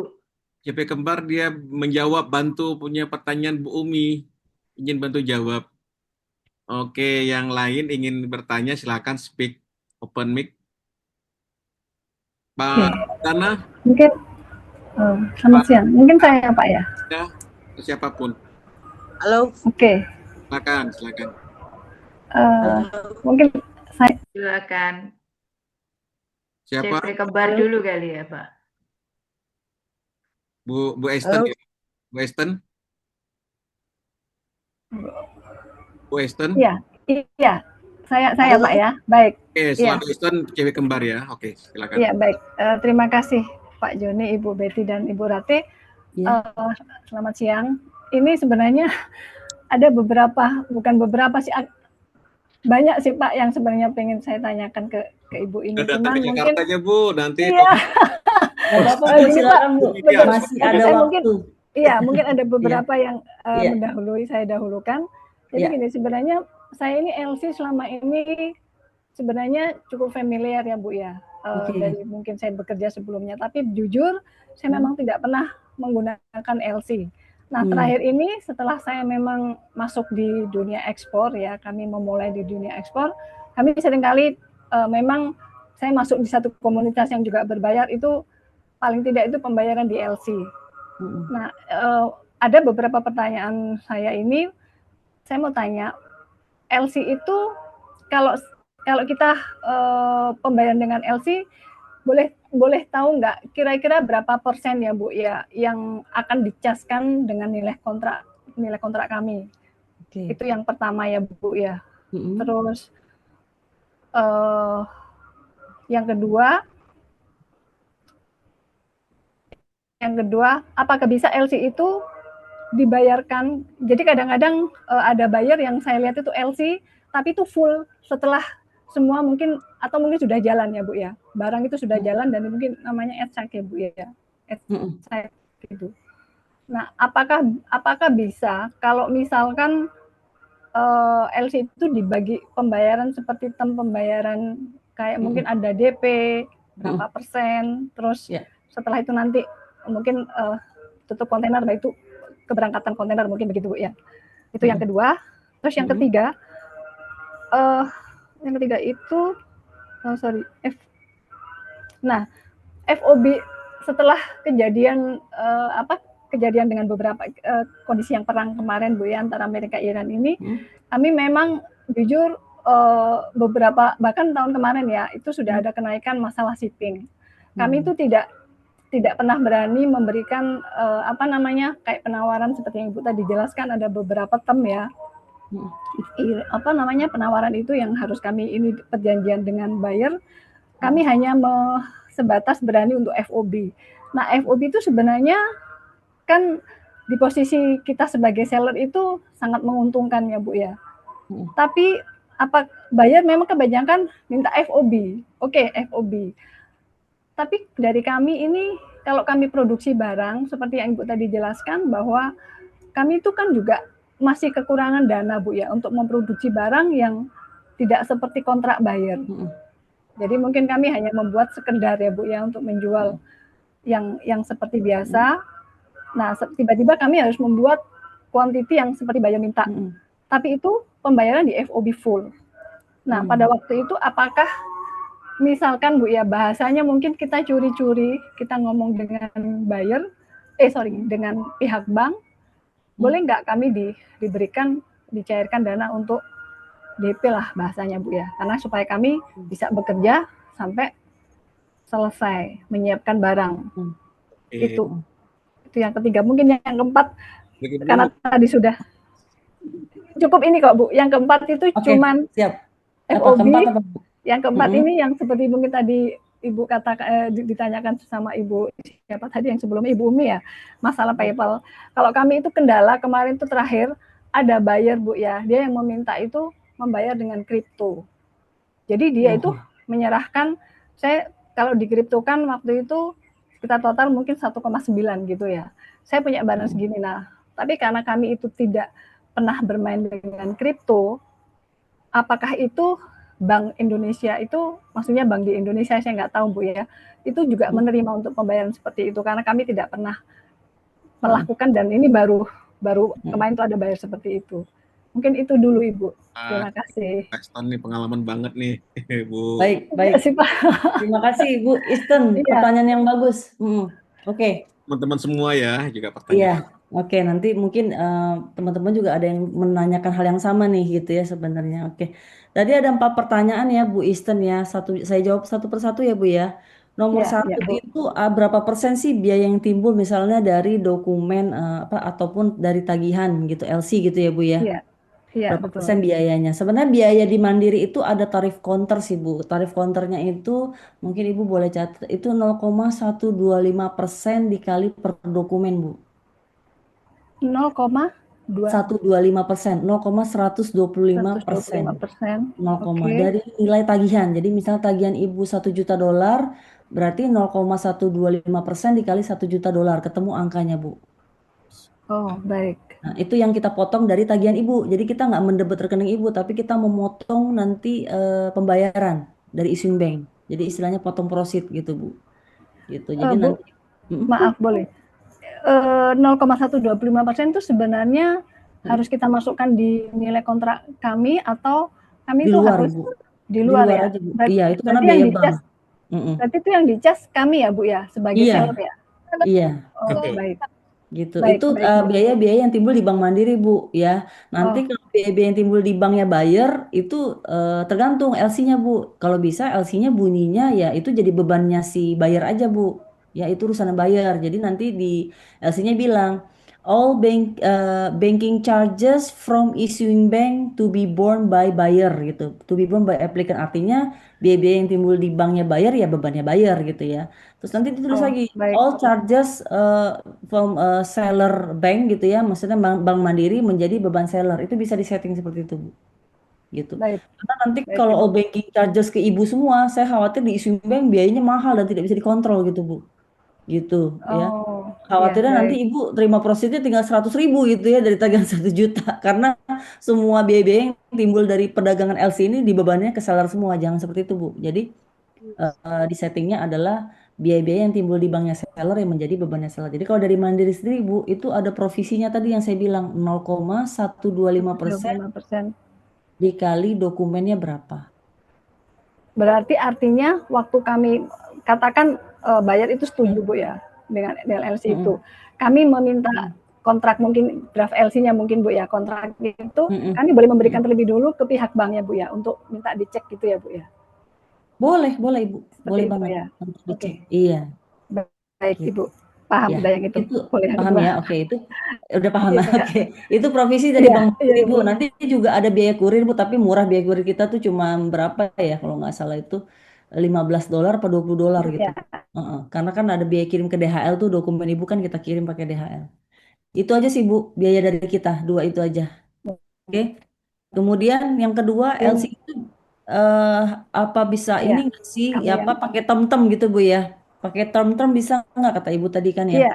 Bisa Bu, Seperti LC misalnya ada dibuat di setting gitu ya. betul. Iya. Misalnya misalnya Ibu terima LC pengennya 10% red clause. Red clause itu Bu, minta DP gitu Bu.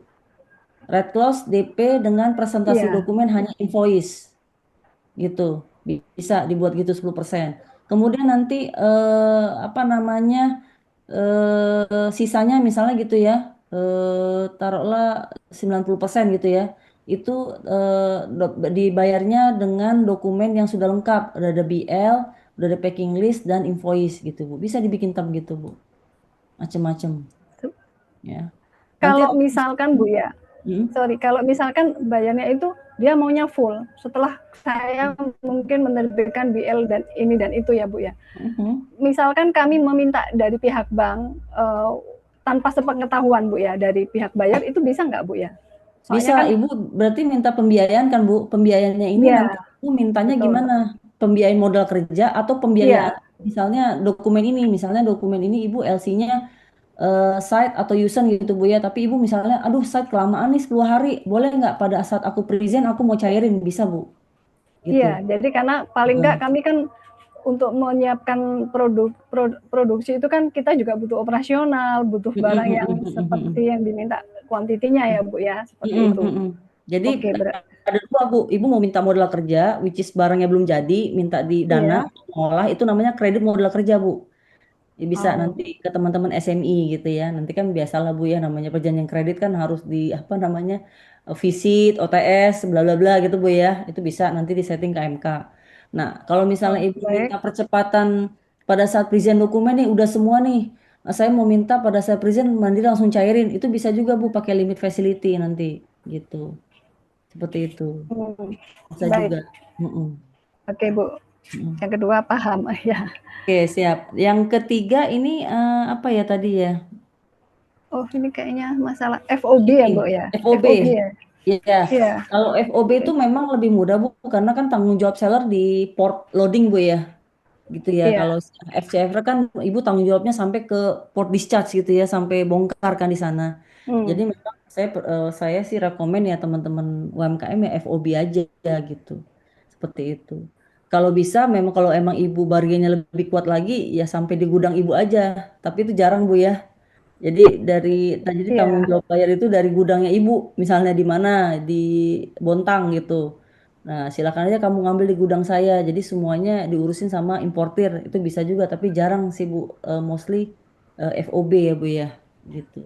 Tapi memang selama ini itu hampir hampir tidak pernah Bu. Saya mungkin satu dua kali nemuin bayar itu yang mau LC dan ini pun mungkin saya hanya di 20%. Sisanya itu setelah barang diterima.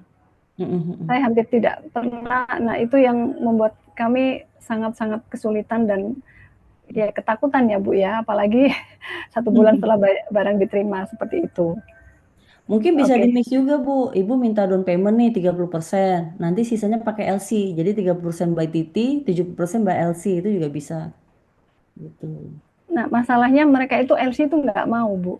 Oh, dari Kalau LC itu, bayarnya ya. kalau LC, iya kalau LC itu berarti kedua belah pihak Bu ya, antara buyer dan juga seller sama-sama di bank masing-masing Bu ya, yang kena di Iya, cash ya.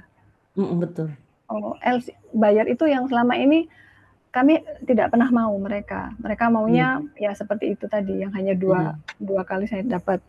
Karena Terus memang mungkin kalau yang, LC itu Bu, dana si importir itu diblokir Bu, oh I gitu. Jadi see. makanya ya kalau LC Ibu dapat kepastian pembayaran. Kenapa? Karena dananya bayar itu udah diblokir sama bank. Gitu. Oh, Mm-mm. ya. Baik Ibu. Mungkin yang terakhir, yang keempat Yang itu terakhir, masalah kripto ya. kalau kalau Ibu belum familiar, saya rasa jangan diterima Ibu. Saya juga terus terang kripto ini di Indonesia kayaknya belum familiar juga gitu. Oh, baik. Gitu. Jadi Iya. mungkin saran saya pakai ya by TT aja dulu Bu gitu. Seperti biasa. Iya, Ibu. Karena saya Saya, khawatir nanti takutnya ya namanya itu kan ada aja yang penipu ya Bu ya. Saya iya, khawatir. saya Ataupun juga kalaupun dia tidak. bukan penipu, Ibu juga nanti jadi bingung sendiri ini gimana nih gitu kan. Ininya BI kan belum jelas juga nih Bu. Belum Iya, diakui juga ya Bu ya sama BI kalau gitu sebagai alat betul mungkin pembayaran. mungkin Heeh. kalau kalau saya yang bayar pengalaman itu pernah Bu ya. Tapi kalau saya yang terima, apalagi kalau saya bayar kan cuma sedikit Bu ya, hanya waktu Iya, itu bermain aja. Tapi kalau nilainya besar, saya nggak tahu takutnya bagaimana Bang. Iya, iya nilainya gitu kan. sih Bu. Heeh. Takutnya beresiko Bu karena Ibu yang nerima pembayaran kan gitu. Iya. Heeh. Oke, Saya rasa itu Bu Isten, semoga jawaban saya cukup clear buat Bu Isten. Terima kasih. Terima kasih Ibu. Selamat. oke, lanjut ke JP Kembar Barokah, silakan. Nanti Bu Bu Betty, pertanyaan yang belum dijawab silakan ke WA ke saya saja. Nanti saya kumpulin, saya Ya, Bu Ratih aja nanti ya. Boleh ya, Pak. ke-mute Dan Mbak. Itu kembar teman-teman barokah. ingin bertanya, kirim ke WA saya 0819 33 420 ribu. Ya, Saya siap. kumpulin pertanyaan itu, saya kirimkan ke Bu Ratih nanti biar biar semua puas nih Bu, karena banyak kali pertanyaannya. Karena kalau satu orang 4 pertanyaan bisa jadi banyak waktunya kita. Berarti menarik materinya Pak John, ya kan? Oh iya, Wah, saya siap. lihat di chat Bener, itu bener. banyak banget sampai ketimpa-timpa-timpa gitu. Mohon maaf ya, nanti yang Iya, belum apa-apa Bu, terjawab pun aman. jangan Iya. patah semangat, pasti kejawab ya. Silakan WA ke saya Japri, nanti saya teruskan ke Bu Ratih. Oke, silakan CP Ini Kembar. boleh dengan PT Kembar Barokah nih, mau ada raise hand. Silakan. Ya. Oke, kayaknya nggak di tempat ini. Kok nggak ada suara? Yang lain? Mungkin boleh yang lain. Apakah suara saya terdengar? Oke, Terdengar ya, jelas.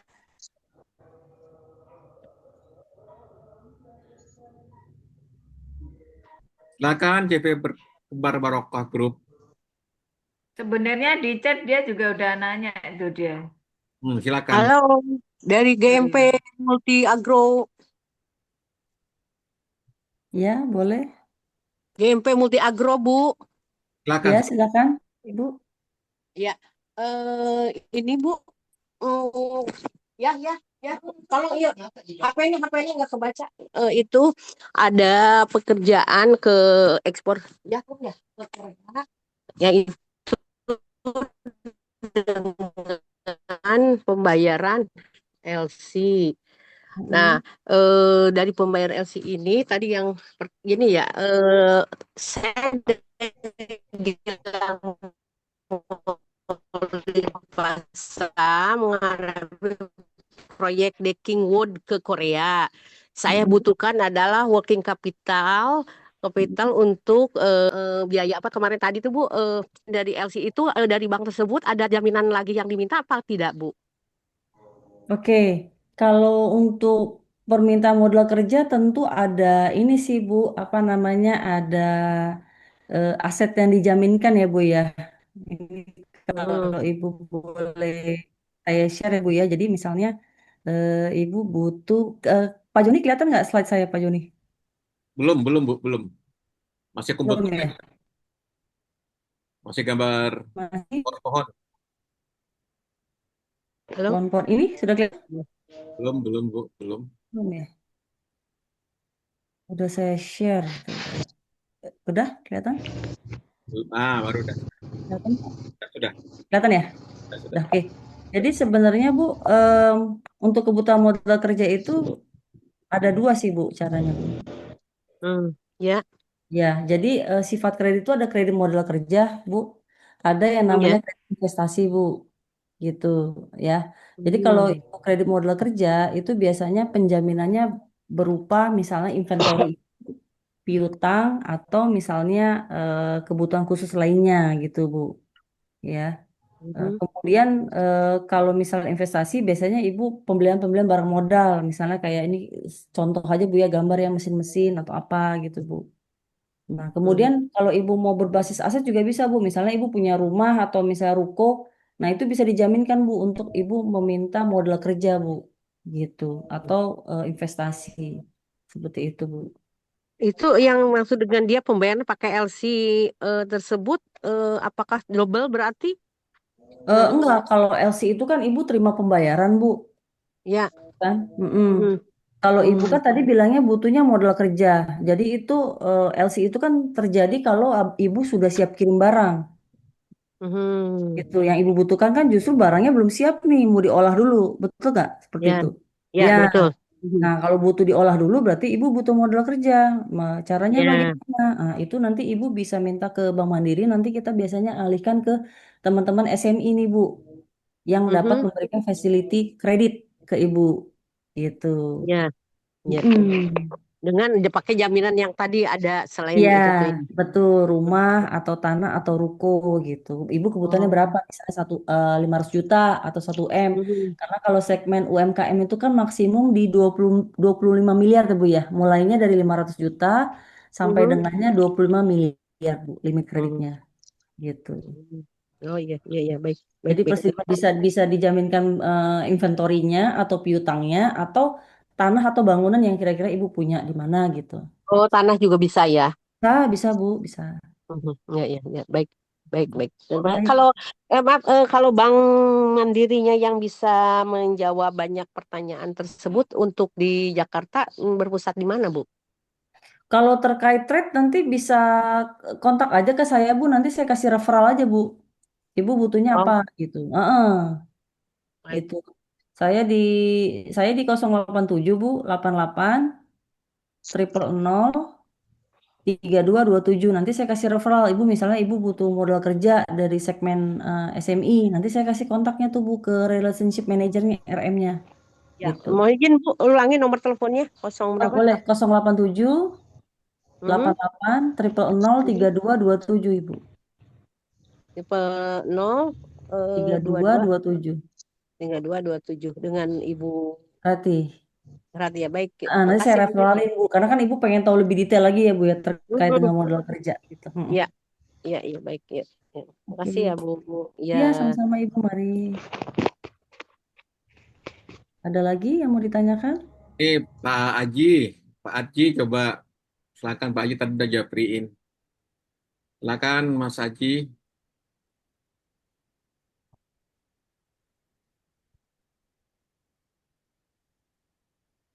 TV kembar barokah tuh, Pak Joni. Pak Joni, makasih. Tuh. Sebenarnya tadi saya ada pertanyaan ke Bu Ratih. Oh sorry.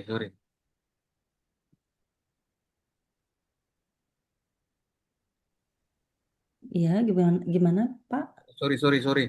Ter, Tertekan. Mas Aji ya. Betul, Pak. Silakan Mas. Eh, Tadi saya sudah keburu itu kirim pertanyaannya ke chat. Ada beberapa pertanyaan. Ya Pak. Contohnya, ya, Silakan Mas. Di di disampaikan lisan. oh oke, baik, siap. Jadi saya tanya, ada beberapa bentuk LC ya. Salah satunya adalah ada LC UCP 600 atau ISP 98 dan URGD. Itu bedanya apa ya, Bu Rati?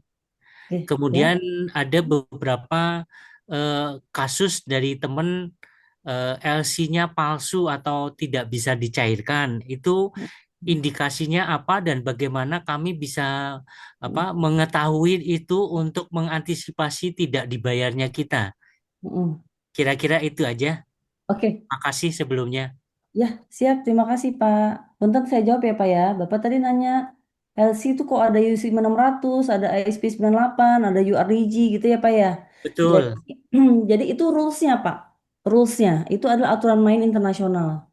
Jadi kalau LC itu UCP 600, Pak. Jadi LC transaksi jual beli itu adalah LC. Nah, kalau yang ISP 98 atau URDG itu bank guarantee, Pak. Sama seperti bank garansi.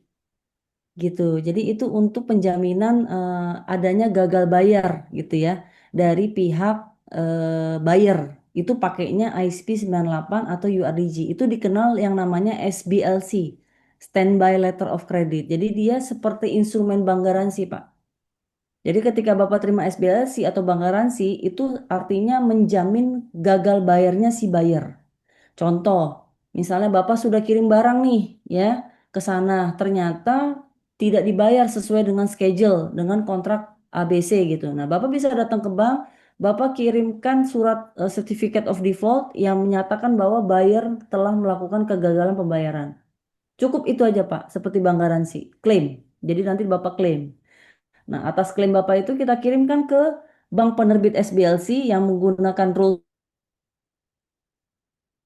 biji. Nanti kalau sudah sampai di sana nanti dicek tuh Pak, dicek. Oh ya benar nih ada gagal bayar nanti dibayar sama bank sana. Jadi simpelnya yang ISP 98 URDG itu sama halnya dengan bank garansi Pak. Karena itu untuk mengcover transaksi one prestasi. Seperti itu. Nah biasanya itu transaksinya itu awalnya Titi Pak. Nah jadi Titi aman-aman aja. Terus karena tiba-tiba ada pengalaman buruk nih Pak ya, ternyata kok ini dia gagal bayar nih. Akhirnya Bapak pada saat dia mau order lagi, Bapak mintain SBLC ya atau bank guarantee supaya untuk menjamin adanya gagal bayar dari si pembeli importir atau si buyer. Itu ya Pak ya. Nah, kalau UCP 600 itu seperti LCC transaksi jual beli biasa Pak yang saya jelaskan tadi. Jadi pembayarannya dilakukan setelah Bapak mengirimkan dokumen-dokumen transport seperti BL, invoice, packing list, seperti itu Pak. Itu bedanya. Nah, LC itu yang SWIP 600 itu sama kayak SKBDN. Ya, kalau SKBDN kan pakai aturannya POJK. Ya, SKBDN itu sama halnya dengan LC. Ya, makanya dibilang SKBDN itu LC lokal. Karena aturan mainnya sama. Seperti itu, Pak. Nah, yang kedua, tadi pertanyaan gimana nih kita mengantisipasi adanya LC palsu gitu ya. Nah, Bapak ketika terima LC, Bapak baca tuh ini receiver LC-nya siapa nih? Si penerima bank apa si bank yang penerima LC siapa? Kalau Bapak di situ baca receivernya Bank Mandiri, Bapak bisa kontak ke trust service terdekat, Pak, atau ke cabang gitu. Ini LC-nya benar apa enggak? Nanti kami cek, Pak.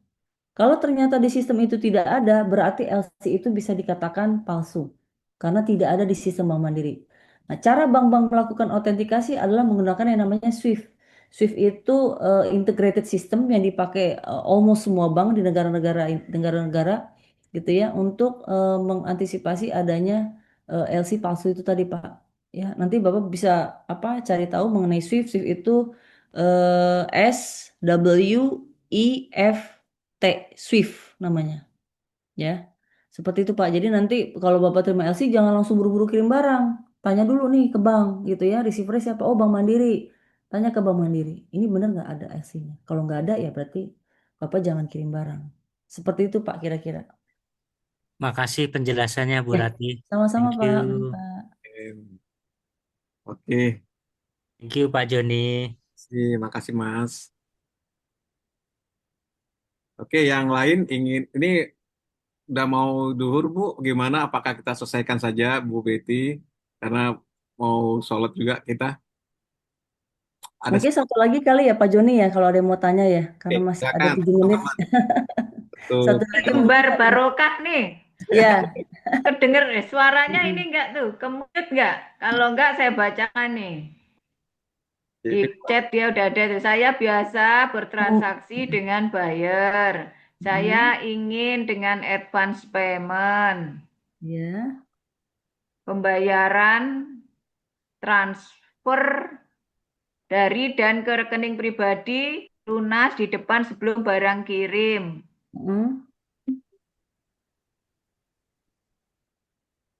Mana tadi?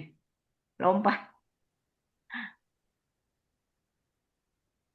Pak Joni bisa bantu nggak Pak? Oh ini nih, ini ya Bu ya, yang saya Biasanya kami kirim via advance udara. payment. Kali ya itu Mbak Rati. Kali ini buyer minta kirim via laut. Buyer bilang karena Baca ya laut. Mbak Rati. Ya, Coba Mbak ini itu saya lagi gimana Mbak baca. jawabnya Mbak? Oke, ini saya baca ya supaya teman-teman yang lain juga dapat ilmunya nih ya. Jadi ini pertanyaan dari CV Kembar Barokah Group. Di sini dikatakan saya biasa transaksi dengan buyer dengan advance payment. Oke. Lunas di depan sebelum barang dikirim ya, biasa kayak via udara. Kali ini buyer minta via laut. Oh, berarti ini pakai BL nih, bill of lading. Buyer bilang karena lewat laut harus menggunakan prosedur formal. Pembayaran menggunakan rekening perusahaan buyer sehingga proses agak lama. Oke. Bayar formal nih maksudnya harus pakai rekening PT gitu ya, maksudnya ya Bapak Ibu ya. Apa yang dimaksud bayar Betul. saya itu menggunakan LC atau sebenarnya transfer tunai biasa menggunakan rekening perusahaan. Nah, ini dibalik lagi Bu. Ibu bisa tanya ke bayar Ibu, ini maksudnya prosedur formal maksudnya pakai LC atau memang rekeningnya mau pakai nama PT gitu ya. Formal ini maksudnya ada kaitan dengan ini nggak apa namanya yang tadi biasa pakai rekening pribadi gitu ya karena mungkin jumlahnya besar, dia mintanya pakai perusahaan. Ya, bisa jadi ini sebenarnya transaksi Titi, cuma dia minta rekeningnya pakai perusahaan gitu. Itu sih, Bu. Jadi mungkin bisa ditanyakan lagi ke buyer, maksudnya ini pakai rekening perusahaan atau Ibu maksudnya mau pakai LC, ditanyakan kembali aja gitu. Seperti itu sih, Bu. Mungkin dia mau lebih official kali, takut karena jumlahnya besar mungkin gitu loh. Takutnya kalau nggak on behalf perusahaan, nanti pihak seller merasa ini belum dibayar. Oh, bayarnya ke pribadi. Ya itu orangnya udah resign misalnya. Ini misalnya ya Bu ya. Jadi dia takut tuh diminta seperti itu. Makanya dia minta seperti apa? Official dalam bentuk PT. Itu Bu. Kira-kira. Oke. Oke, makasih Bu CV kembar barokah. Luar biasa. Oke, Siap. waktu pun udah mau habis. Nah, ini ada nasabah Bank Mandiri PIM 1. Apa bisa kami isu LC di Bank Mandiri PIM 1? Bisa, Pak. Nanti Bapak ke cabang aja PIM 1. Nanti dari PIM 1 mengarahkan ke trade service terdekat, Pak. Ke cabang aja dulu nggak apa-apa. Gitu. Mantap nih mandiri nih Mbak John. Ya. Terus ini ada juga nih, herbal madu bisa bantu ekspor nggak? Ada bawang tunggal, bisa saja Pak. Ya, bisa saja. Cuma nanti mohon dipastikan packagingnya itu sampai sana tidak basi atau bagaimana gitu, karena kan butuh waktu. Karena ada pengalaman juga, ada teman-teman UMKM gitu ya, yang ke sini gitu ya. Dia ekspor kunyit-kunyitan ya kalau nggak salah ya. Nah, sampai di India itu ternyata sudah dibongkar karena dia nggak pakai LC ya, pakai non LC, sehingga pembayarannya agak lama, agak delay. Jadi kalau misalnya sama buyer baru, baiknya pakai LC atau kalaupun mau titi minta DP-nya yang besar gitu, Pak. Gitu. Mungkin itu aja. Ada lagi yang mau ditanyakan? Oke, oke. Sebelum kita mengakhiri, ingin saya sampaikan juga bahwa Pos Indonesia untuk teman-teman ingin mendapatkan informasi terkait dengan pengiriman, di sini ada hubungin kami ya, ada produk layanan kita di sini, produk layanan pos website posindonesia.co.id. Itu layanan kiriman internasional di sini langsung cetang untuk kiriman EMS, untuk kiriman dokumen ini ada semua di sini. Untuk MS, pos ekspor juga ada, kiriman dokumen LC juga bisa kita pakai Pos Indonesia. Jadi bisa di klik-klik lah posindonesia.co.id ya. Ini pos ekspor juga ada. Termasuk juga peluang usaha kemitraan ya untuk agen pos itu teman-teman bisa untuk dapatkan cuan ya. Selain jual produk juga bisa untuk dapatkan agen kemitraan agen pos, dapat fee imbal jasa dari collecting. Saya rasa itu teman-teman silakan klik aja nih posindonesia.co.id. Itu dari Pos Indonesia ingin menawarkan kerjasama juga untuk proses pengiriman, untuk kiriman ekspor, baik yang to retail maupun kontainer. Kita ada PT Pos Logistik ya untuk nanganin freight forwarding. Saya rasa itu, Bu Betty, sebelum akhir ada yang ingin sampaikan? Ya, pokoknya alhamdulillah, terima kasih. Semoga ilmu ini bermanfaat untuk kita semuanya melangkah ke 7 benua Wah, UMKM. Terima kasih ya, Bu Rati. Wah, jelas Sama-sama banget. Ibu Betty, Pak Joni. Juga semangat Terima ya. kasih. Terus Mohon jangan maaf lupa kalau belum bisa nanti jawab kita pertanyaan tetap semua. terhubung ya, Bu Rati. Mohon di Siap, siap. guiding rekan-rekan UMKM. Terima kasih Pak Joni ya, oke. bestie saya. Rekan Ya, semuanya, kita sampai di akhir acara. Kita akan ketemu insya Allah di hari Senin lagi ya, Bu Betty. Coba tahu ada narasumber yang terbaik lagi. siap, siap. Nah, nanti kita share aja di grup. Teman-teman semuanya, mohon maaf atas pertanyaan yang belum terjawab semua. Silakan nanti WA ke saya Japri. Nanti akan saya share pertanyaan itu ke Bu Betty dan ke Bu Rati. Nanti akan dijawab Japri juga. Sekian, Siap. terima kasih. Mohon maaf atas segala kekurangannya. Assalamualaikum warahmatullahi wabarakatuh. Waalaikumsalam. Waalaikumsalam Terima kasih. warahmatullahi Salam, terima wabarakatuh. kasih Dan Bapak Bapak Ibu. Ibu Terima semua kasih Bu UMKM. Rati. Terima kasih Bu Izin. Betty, Pak Joni. Selamat siang. Terima kasih. Terima kasih.